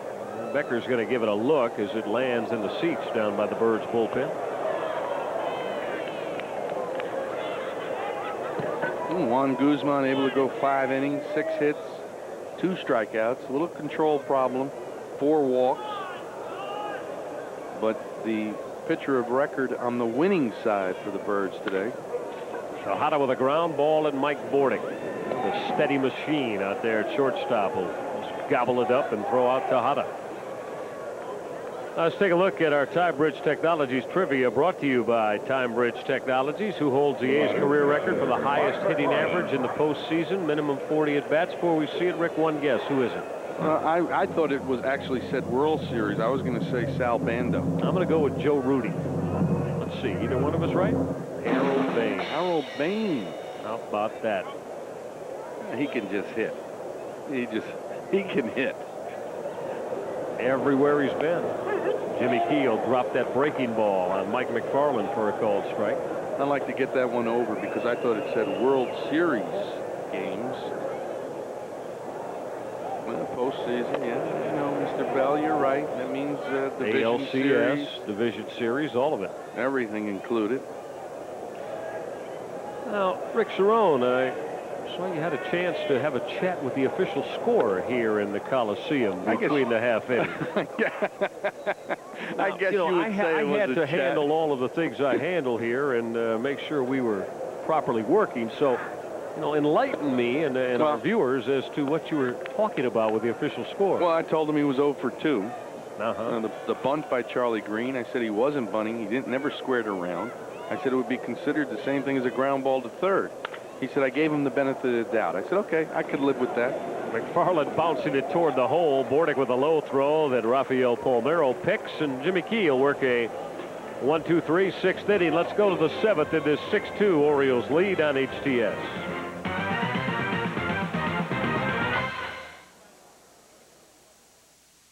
It's the bottom of the 9th, folks. 2 outs, and the count is 3-2. B.J. Bradley's working on his first no-hitter of the season. Here's the windup and the pitch. It's a line drive back to Bradley. Oh, no, he's lost his glasses and can't find the ball. Unbelievable. Season hitting leader for the Oakland A's when he was playing his baseball out here in the Bay Area. It'll be Baines, Palmeiro, and Ripken. Change up. Harold Baines out in front. Harold just 2 for 11 lifetime against Mike Moeller. 370 postseason hitter. Fly ball, short center field off the bat of Harold Baines. Ryan Christensen put it away. Baines out to start the 7th. All right, let's finish off Rick's conversation with Chuck Dibdahl. That is the official score here today. So we're wondering about the Charlie Green pop fly that, wait a minute now, green pop fly that Scott Spezio had to try to make the chance on the tough play on, and then the Charlie Green bunt for a base hit. Yeah, I mean, I could live with the bunt base hit. Even though there was 1 out, you have your number 9 hitter up. I know it's supposed to be a 5-3 official time at the plate, but the other play where Spezio's going back on, I told Charlie, the official scorer, he asked my opinion. I said 99 out of 99 times it'll be called a base hit. I said there is no question that that was a base hit 100% in my mind and in everybody that's been on that field. He said, well, you know, it did hit him in the glove. I said, did he get underneath the ball to catch it? No. Did he have to go back? Was his head bobbing up and down, reached out and it hit his glove and it fell off? Yes. I said, well, then it's a base hit. Little difference of opinion. Maybe that's why the official scorer. The bunt thing I can live with. He gave him the benefit of the doubt because I think that's. No, I agree. I mean, it's a wrong call. Unforgivable. I mean, he's bunting for a base hit. There's already 1 out. He's not bunting to sacrifice somebody over. Palmeiro with a bouncy ball at Scott Spezio. 2 quick ones for Mike Moeller here in the 7th, but maybe because he figures he took away a base hit from Charlie Green involved in both. So maybe he figured, well, you know what, I took away a base hit and gave Spezio an error. Maybe I'll make it up to him by giving him a sacrifice bunt when he's bunting for a base hit with 1 out. Yeah, you just have to call the game the way it's supposed to be called. That's all. Doesn't get too technical. Base hits are base hits. Errors are errors. Cal Ripken with a line shot, base hit left field. 2-out single for Ripken. Cal hitting out of that exaggerated closed stance in that deep crouch with his first base hit of the day. It's number 9 for the Birds on the base hit side. Number 18. Always talk about outscoring your opposition, your opponent, 6th, 7th, 8th, 9th innings of ball games. You do that consistently, you win the games. Here's Rich Becker getting his first swings this afternoon. Becker took over defensively for Willie Green. Green went 0 for 3 today. So Becker getting an opportunity to swing against the left-hander, Mike Moeller. Rich Becker at 208, as you saw. He's driven in 10 runs as he fouls it left side. I want to say hello to a big Orioles fan, 7-year-old Nick Bloom. Nick, we understand you got home from school today. Your uncle, Jim Bloom, is in the front office. Works with the Oakland A's here. And Nick Bloom, big Orioles fan, watching in Carlisle, Pennsylvania. So your Uncle Jim is thinking about you, Nick, and tells me that you are an astute baseball young man at 7 years of age. Wants to be a GM someday, Rick. Wow. Doesn't want to play. He wants to be a general manager. There you go. I like Forget it. about playing. I like it. At 7 years old. Yeah, go right to the front office. Well, you laugh because nowadays kids take those baseball cards and they'll trade. They'll make trades with them. They'll buy some. They'll sell some. Teaches kids at a young age business. Mm-hmm. Well, I got a Mark McGwire rookie card. Give me 5 Sammy Sosas for it. If I was Nick, I would hold on to any kind of Mark McGwire memorabilia right now. Speaking of that, did you happen to hear that as soon as McGuire hit his 62nd last night, all of the various shopping networks and channels, as Becker is called out on strikes to end the inning. And we'll pick up the McGuire story in a moment. Mike Moeller has worked through a scoreless 7th. So let's stretch in this 6-2 Orioles lead over Oakland. So that is not the nice brim I saw him wearing earlier in the day, but he's got his hat back on. Gillick was styling earlier on. He must have a couple of hats he takes with him. Very enjoyable guy, and has done a marvelous job in getting the Orioles to the postseason in his first 2 years on the job as a GM of the O's, 96 and 7. That will not be the case here in 1998. We were talking about the memorabilia and Mark McGuire. Right, yeah. What was that thought? Well, the television home shopping networks have just gone crazy with doing big business as Jimmy Key works that outside corner over the fan, young Jason McDonald. So McDonald, the strikeout victim of Jimmy Key to begin the 7th. Rick, there was in the neighborhood of $1 million to $2 million of all kinds of McGuire memorabilia, cards, just like that, ball. That type of business was done last night and all throughout the morning with McGuire items from the time he came into Major League Baseball. Everything from way back, his rookie card or maybe a bat that he used then, all the way up till now. People trying to buy it up, hoping that obviously it is going to be worth mega dollars somewhere long down the road. Yeah, I even saw cards when Mark McGuire was a member of the Olympic team, I believe it was, his USA picture. And he also had one when he played for, I believe, Anchorage up in the Alaskan League. Any kind of young pitcher of Mark McGuire, worth an awful lot of money now. Jimmy Key behind Ryan Christensen, 3-0 pitch on the outside corner. We're in the bottom of the 7th. Birds lead at 6-2, trying to cap off their 6th winning season series versus Oakland in the last 7 years. Christensen with a line shot, got out of the glove of Bordick, and the throw won't be in time. Christensen sizzled a hot line drive. It looked like Mike Bordick would be there to put it away when the baseball popped out of his glove. That ball was a rocket right at Bordick. 3-1 fastball. Christensen just continues to swing the bat well. Probably a ball that Bordick should have been able to make. And then the ill-advised throw to first base. There's our man Chuck, the official score. He's going to give Christensen a base hit on that hard line drive that Mike Bordick couldn't handle. There's Jason Giambi now as Key works the breaking ball for a called strike. Giambi had a base hit to left his last time and rode home with the second Oakland run of the game on Greaves' RBI single. So Juan Guzman went 5, and he's the pitcher of record for his 4th Oriole win and his 2nd straight here on the road trip. Jimmy Key with a fastball to even the count at 2-2 on the outside corner. Well, the bullpen very good last night. Arthur Rhodes, Alan Mills, Armando Benitez trying to do it again today. 2-2 to Giambi, fouled it off. You talked about Jimmy Key, Rick, building up arm strength last night.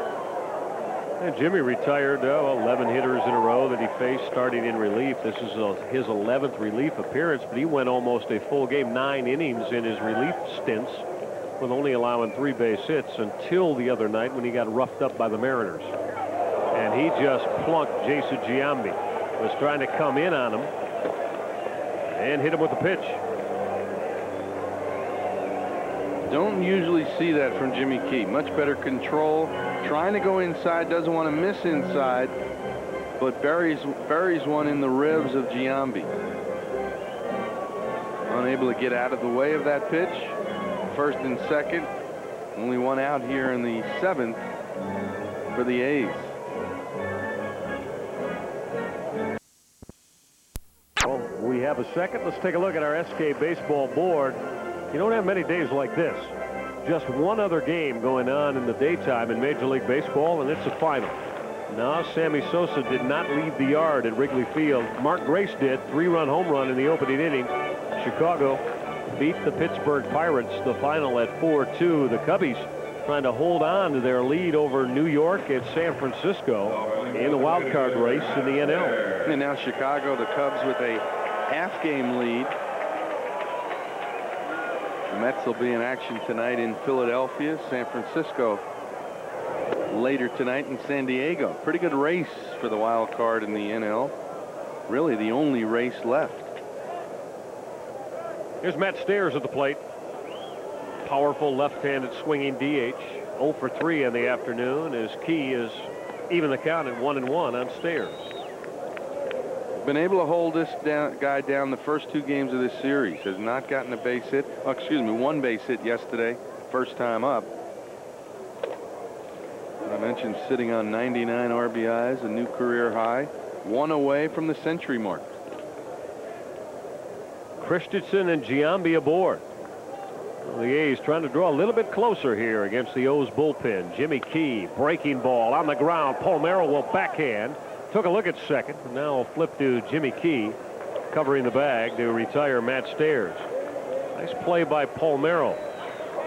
Palmeiro had to come across his body and backhand behind the bag on the bouncing ball off the bat of Matt Stairs. A big, slow breaking ball. Got away with one up in the strike zone. Stairs not swinging the bat well. Just grounds it out to Palmeiro at first. Look at the move. Okay, I'll get it out. The motion of Jimmy Key. Deception in that delivery. And now Key's going to go after Ben Grieve. Grieve had the RBI base hit his last time. He's 1 for 2 officially on the day. Also drawn a walk. Christensen now and also Giambi. Couple in scoring position as Key goes to the breaking ball to even the count at 1-1.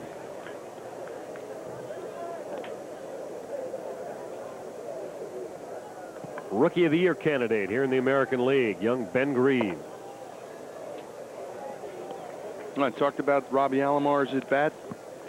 Well, right here, this is the game breaker.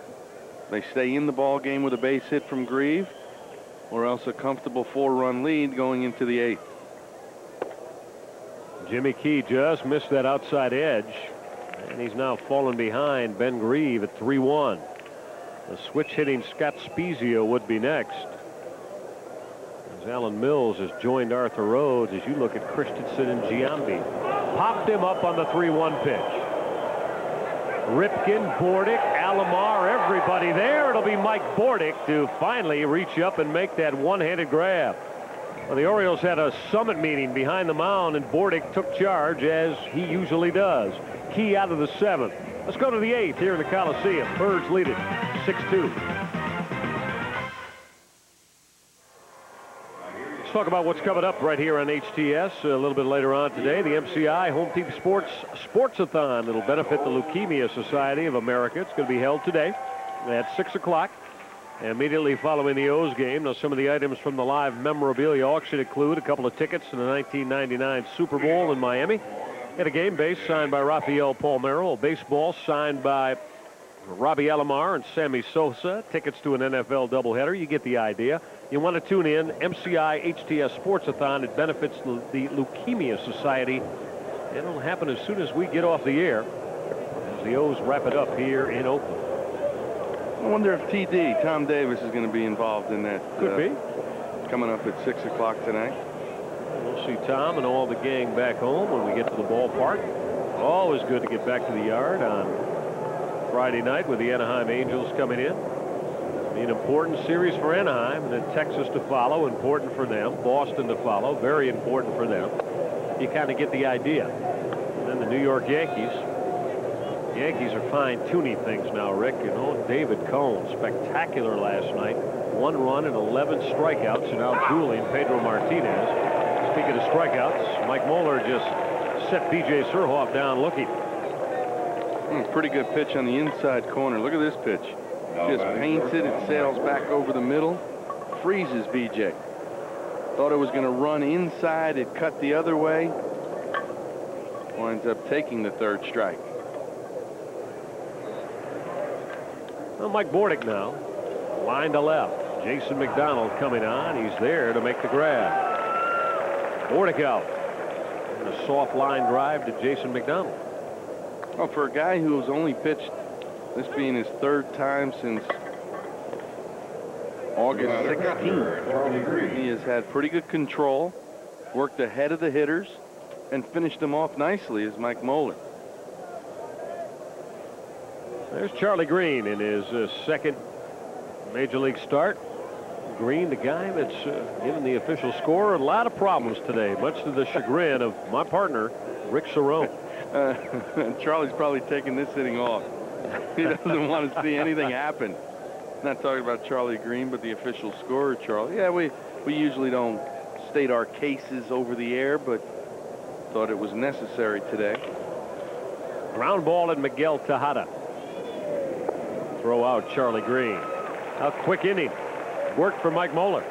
Birds go very quietly. Let's go to the bottom of the 8th in a 4-run Oriole lead, 6-2 over Oakland. Welcome to Select Auto Imports, voted by our customers as the best place to purchase a pre-owned luxury motor car. Just ask them. I've already purchased 3 cars from Select Auto Imports. I'm about to buy the 4th one. I'm a very satisfied customer. Gets in just about every time the Orioles take the diamond. Well, you see the 70 innings pitched for Alan Mills. That's an awful lot for a guy that works about an inning, it seems like, almost every day. 51 strikeouts. I mentioned the league hitting just around 200 against Alan Mills is in last night's game. Pitched the 8th inning of last night's ball game. There's Scott Spezio to lead it off. Spezio to be followed by the youngster Eric Chavez and then Miguel Tejada. I want to remind you quickly one more time that as soon as we get done with business here in Oakland, we'll bring you the MCI HTS Sportsathon. It benefits the Leukemia Society of America, and it all happens right here on HTS as soon as we get done with Oriole baseball today. A lot of terrific items you can bid on, and all the proceeds benefit the Leukemia Society of America. MCI HTS Sportsathon coming up momentarily. 1-2 now on Scott Spezio. Alan Mills, an avid chess player on the plane trips in the clubhouse. They'll be playing chess against Rich Becker. Spezio trying to check his swing. Bouncing to Rafael Palmeiro with Mills covering. Now, Spezio never got the bat extended, didn't take the full hack. Kind of stopped the swing, rolled the baseball right at Palmeiro. Worst thing for a hitter, too, because you feel like you cheated yourself out of an at-bat. Unable to swing the bat, you want to just check it and get out of the way of it. Half swing, and it goes fair. It's amazing. They always go fair. They never roll foul, those check swings.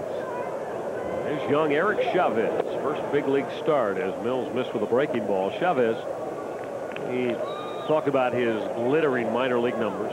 Player of the year in minor league baseball. He's 20 years old and an infield base hit his first turn against the starter Juan Guzman. They're picked by the publication, the Baseball America. There are other organizations that will be picking minor league players of the year, but Baseball America naming him as the minor league player of the year. 2-0 for Mills. 3-0 to Eric Chavez. Yeah, most of the minor league seasons are complete. A lot of leagues involved in their playoffs now, but minor league baseball in AA and AAA usually ends right around Labor Day, the regular season. And the Blue Rocks are still playing. They're in the championship of the Carolina League. 1-1 against the Winston-Salem team. Lost a heartbreaker last night, 1-0. And now the next 3 ball games, best of 5 series in Wilmington. Chavez swinging through a Mills fastball. Now the count runs full on the young left-handed hitting Eric Chavez. He stands deep in the box. Likes to dive in. Payoff pitch.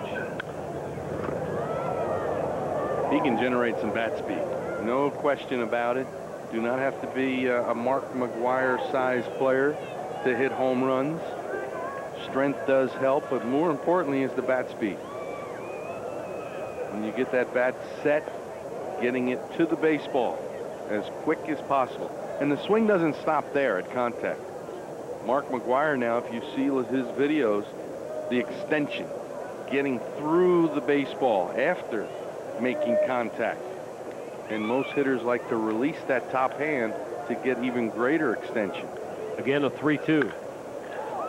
This is lifted outside the line and going to twist out of play. Ripken will give it a chase. Baseball landed in the first row.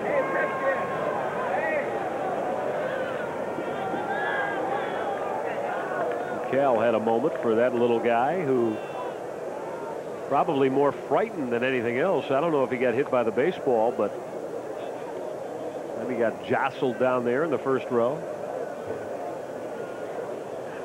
A little scared right now, but he's got the souvenir. And a pat on the head from Cal Ripken Jr. His dad will tell him about that in years to come. One more 3-2 pitch. It's sharply on the ground, and Mike Bordy throws Chavez out. That's 2 for Alan Mills here in the 8th. HTS coverage of Orioles baseball brought to you by Circuit City. Answers in every department and low prices all over the store.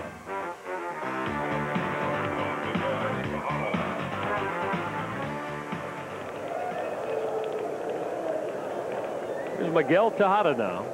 The base is empty and 2 down.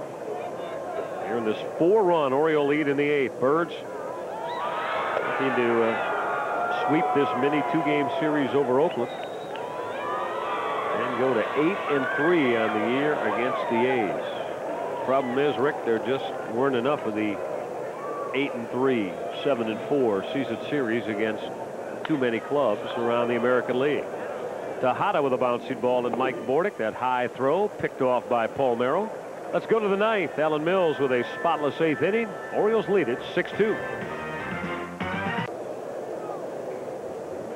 Rebel A, who took over for Robbie Alomar at second base. Alomar with a productive afternoon, scored a couple of times, and in the 6th inning broke this one wide open as Roberto launched his 13th home run of the year, a 3-run blast off Jimmy Haynes. And the O's have pushed this lead out to 4. Michael, I was just looking at, you mentioned not enough winning numbers against certain teams or lopsided season series. I was looking at Detroit and Oakland. If they win this ball game, they'll be 18-4 against those two teams. They were 10-1 against the Tigers, trying to go 8-3 against Oakland. Well, you take that away from their season numbers, everybody else 55-68. Pitch misses in on Jeff Rebele. Let's take a look at a Geico Direct Baseball highlight. The aforementioned 6th inning. Watch Roberto Alomar touch off a bomb on Jimmy Haynes. Well, right after missing a double down the left field line, Jimmy Haynes comes it up and in.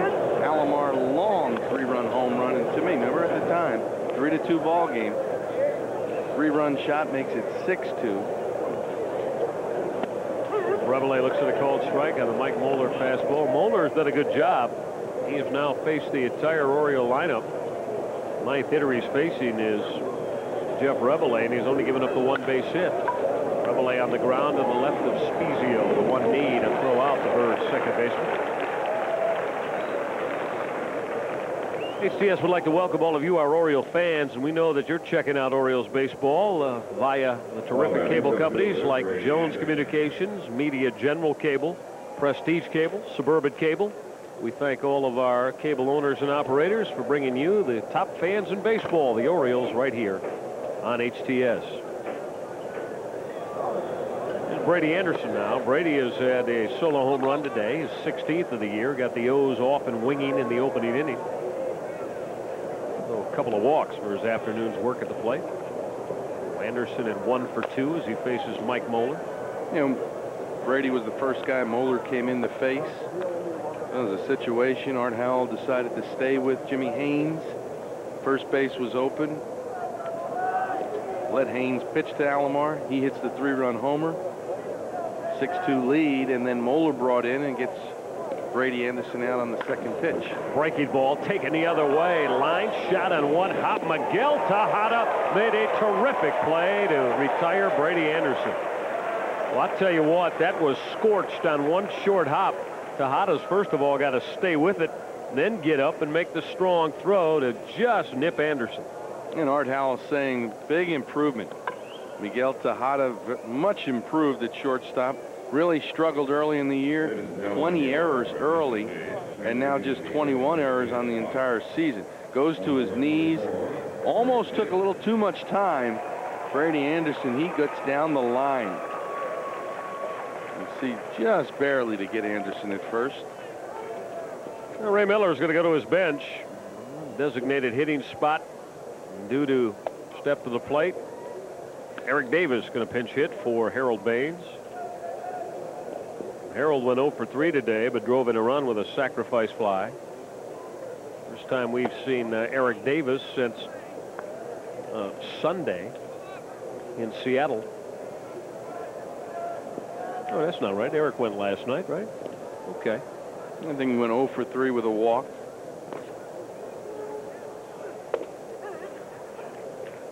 You know, Rick, I should look at my own scorecard instead of sometimes relying. My scorecard? Oh, not yours. Oh, okay. No. Davis with a bouncy ball on one hop. That Miguel Tejada.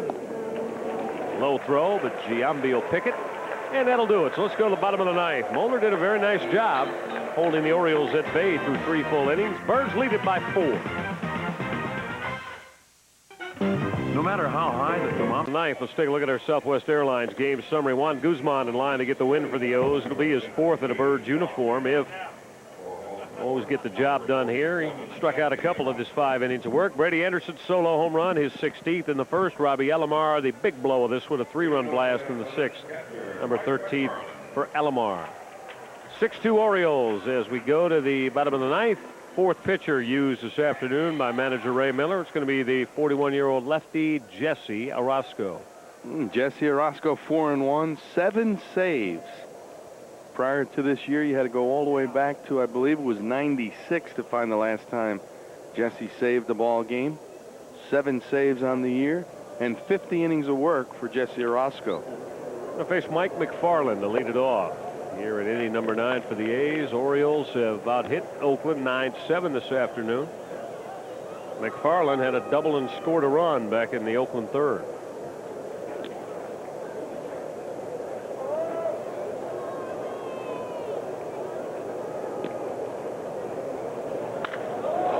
Fly ball, deep left center field. Going to be room for Brady Anderson with the glasses down on the track to haul it in. McFarland out on the fly ball to Anderson to start the ninth. Take a look at our Samuel Adams What's on Tap. I'm going to get back at the yard on Friday. The Anaheim Angels come in. They'll be throwing their outstanding left-hander, Chuck Finley. We'll start it at 7 o'clock on Friday night. It will be on the Orioles television network. So make sure you're with us. Sam Adams What's on Tap. Baseball at the yard. O's and the Anaheim Angels started a big 3-game weekend series. Jim Palmer will be back at Camden Yards. So you're going to take off for a little while, huh? Take off, get back to New Jersey, get that new condo straightened out. Oh, I see. Okay. 10 days off, huh? I guess, is it that much? Yeah, I guess that it is. much. I'll be listening to you guys. Jason McDonald will foul this out of play right side. Get that satellite hooked up. Tell you what, this year there have been times I can't keep track of you and Palmer. Palmer had 24 days off at one stretch that you weren't. You've had a couple of 10 days to 2-week periods off. That's you big butt guys. You call your own shots. I know what it is. No. I know what it is. No, yeah. see, we can be replaced. You can't be. Oh, that's what it is, huh? Yeah. We are all replaceable. Take care of my partner. My partner. I know you've been a little bit under the weather. You'll have the off day tomorrow. Nothing serious, just a sore throat. Last few days on the trip here. Change of weather, probably. I like this weather out here. Oh, this is nice. It really is nice. Guess the weather back in Baltimore will be nice when we get back there tonight. I understand the temperature's been in the 70s. Good golf weather. And back in Charm City, waiting for the Orioles to come back in. Orozco will miss down and away to Jason McDonald. Well, the A's have a base runner. One down here in inning number 9.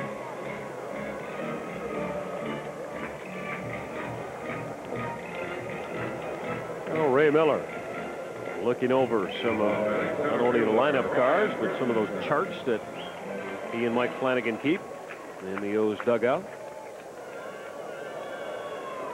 There's Ryan Christensen now. Christensen's had a couple of base knocks today. He doubled and drove in a run in the 3rd and had a line drive base hit that Mike Bordick wasn't able to handle in the 7th. Roscoe going to the changeup that misses down and away. Another multi-hit ball game for Ryan Christensen, his 4th in his last 6 ball games. Swinging the bat much better. Young center fielder. 2-0 as Jesse Orozco has suddenly lost the strike zone after he got Mike McFarland to open this inning. You know, one thing you can't do if you're Jesse, like he walked McDonald, you don't want free passes. They get base hits, fine. He's been around long enough to know that. No free passes. Christensen taking all the way. Orozco in the strike zone. I think Jesse even developing a new pitch this year, that changeup he's been featuring an awful lot. Never realized he kept the ball behind his back like he does. And he changes the grip back there. You can see it if we watch it. That was the fastball grip. He stayed with it, never readjusted the baseball behind his back, and he threw the fastball. When he changes the ball, he throws the curveball. So there's the fastball grip. 3-1 to Christensen. Backed him off under the chin. And back-to-back walks issued to Jason McDonald and Ryan Christensen here in the Oakland half of the 9th. It looks like Mike Flanagan's going to make that long walk. I talked about it last night. A lot of foul ground as Armando Benitez is up and ready.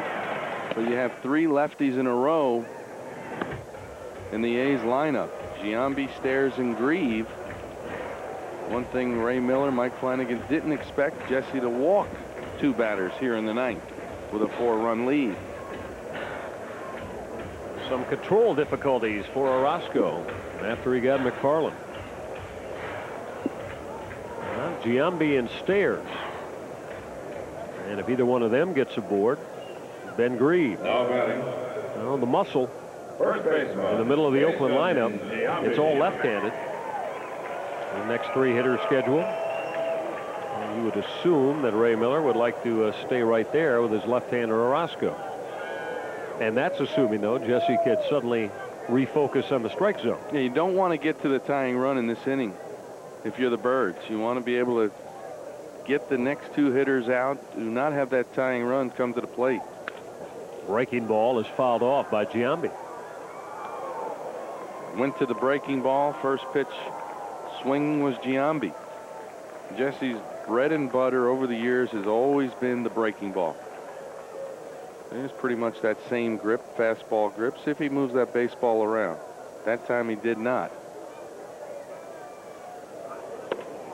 The 0-1 slider missed up and in.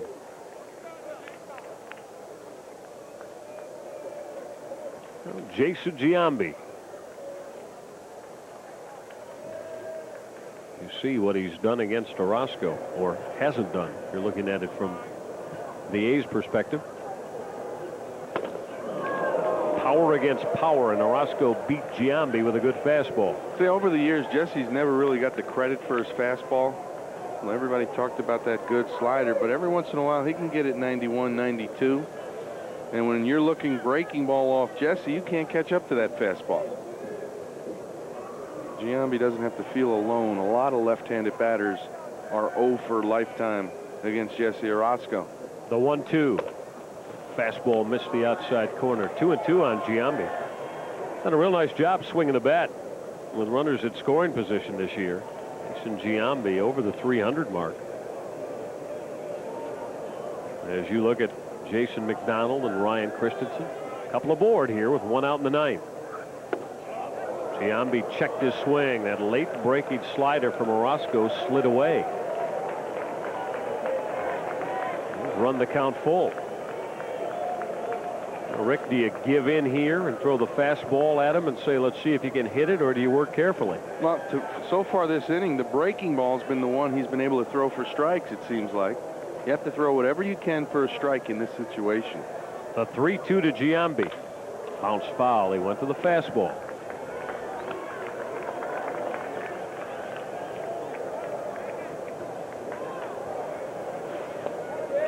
Giambi 275 against left-hand batters this year with 7 home runs. When he first came up, a platoon player, but now playing every day at first base. One more time, Orozco with the 3-2 pitch. Got him. Giambi chased, and he knew it. Off the outside corner. He asked Al Clark about it as he leaves the home plate area. If Giambi could have laid off, he had ball 4. Well, that ball just sailed. Fastball that just sailed away from Giambi. Able to get the swinging strike of Giambi as Al Clark makes the call. Orozco, after the back-to-back walks to McDonald and Christensen, recovers to fan Giambi. Now he's going to face Matt Stairs. Breaking ball for a called strike. Stairs without a base hit today. He's 0 for 4. He's only going to keep this compact left-handed hitter down so long. That's why you're lucky it's only a 2-game series. Get in and out of town in a hurry before Stairs and Grieve get hot again. It's all about timing. Catch teams when they're not swinging the bats well. You have a better chance to win. Other times they see the ball as big as a balloon and they're smoking it. Orozco trying to put this one away, missing with the slider. He's falling behind Stairs at 2-1.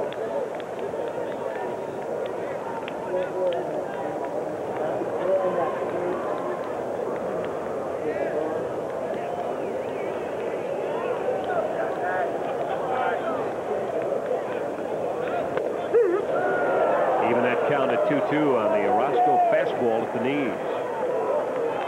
Jesse and the Birds maybe just one pitch away.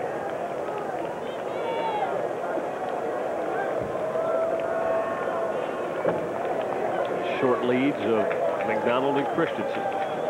Orozco works 2-2 to Matt Stairs. Got him. And you can book this one to the Orioles. The Birds dominate the Oakland Athletics, take the season series 8 games to 3. Birds come into the Coliseum in Oakland and finish off what is now a 4-2 trip out west. Orozco got it done in the 9th inning. And the Birds come up with the 6-2 win over the Oakland A's. Robbie Alomar's 3-run home run in the 7th. The big difference in this one. Don't go away. We'll come on back to the Coliseum and tell you about the Orioles' mini sweep over Oakland following the 6-2 win. It's the Greater Washington Urban League Southwest Airlines Football Classic. The Bison of Howard University and the Pirates of Hampton University clash. Seeing you on that final week of the regular season in Toronto and Boston. Oh, yeah. Yeah, you'll be there. Oh, I'll be there. All right. We'll mark it down that Cerrone will be around when we say goodbye to this 1998 baseball season. But there's still 17 left to go, and it all starts on Friday night. And the Orioles and the Anaheim Angels get after it from Oriole Park. And we're going to return to the Orioles Television Network. 7 o'clock now, that's start time. It begins a 3-game series with the Angels. All of you in Baltimore can dial it up on WJZ TV 13, and down in the District of Columbia, we'll make sure you tune in to WBDC TV 50. That's the closer for this second of the brief 2-game series here in Oakland. Robbie Alomar swinging the big bat. Jesse Orozco closed it down in inning number 9. Now for our producer-director, Bill Bell, all of our outstanding crew, for Charlene and Pete.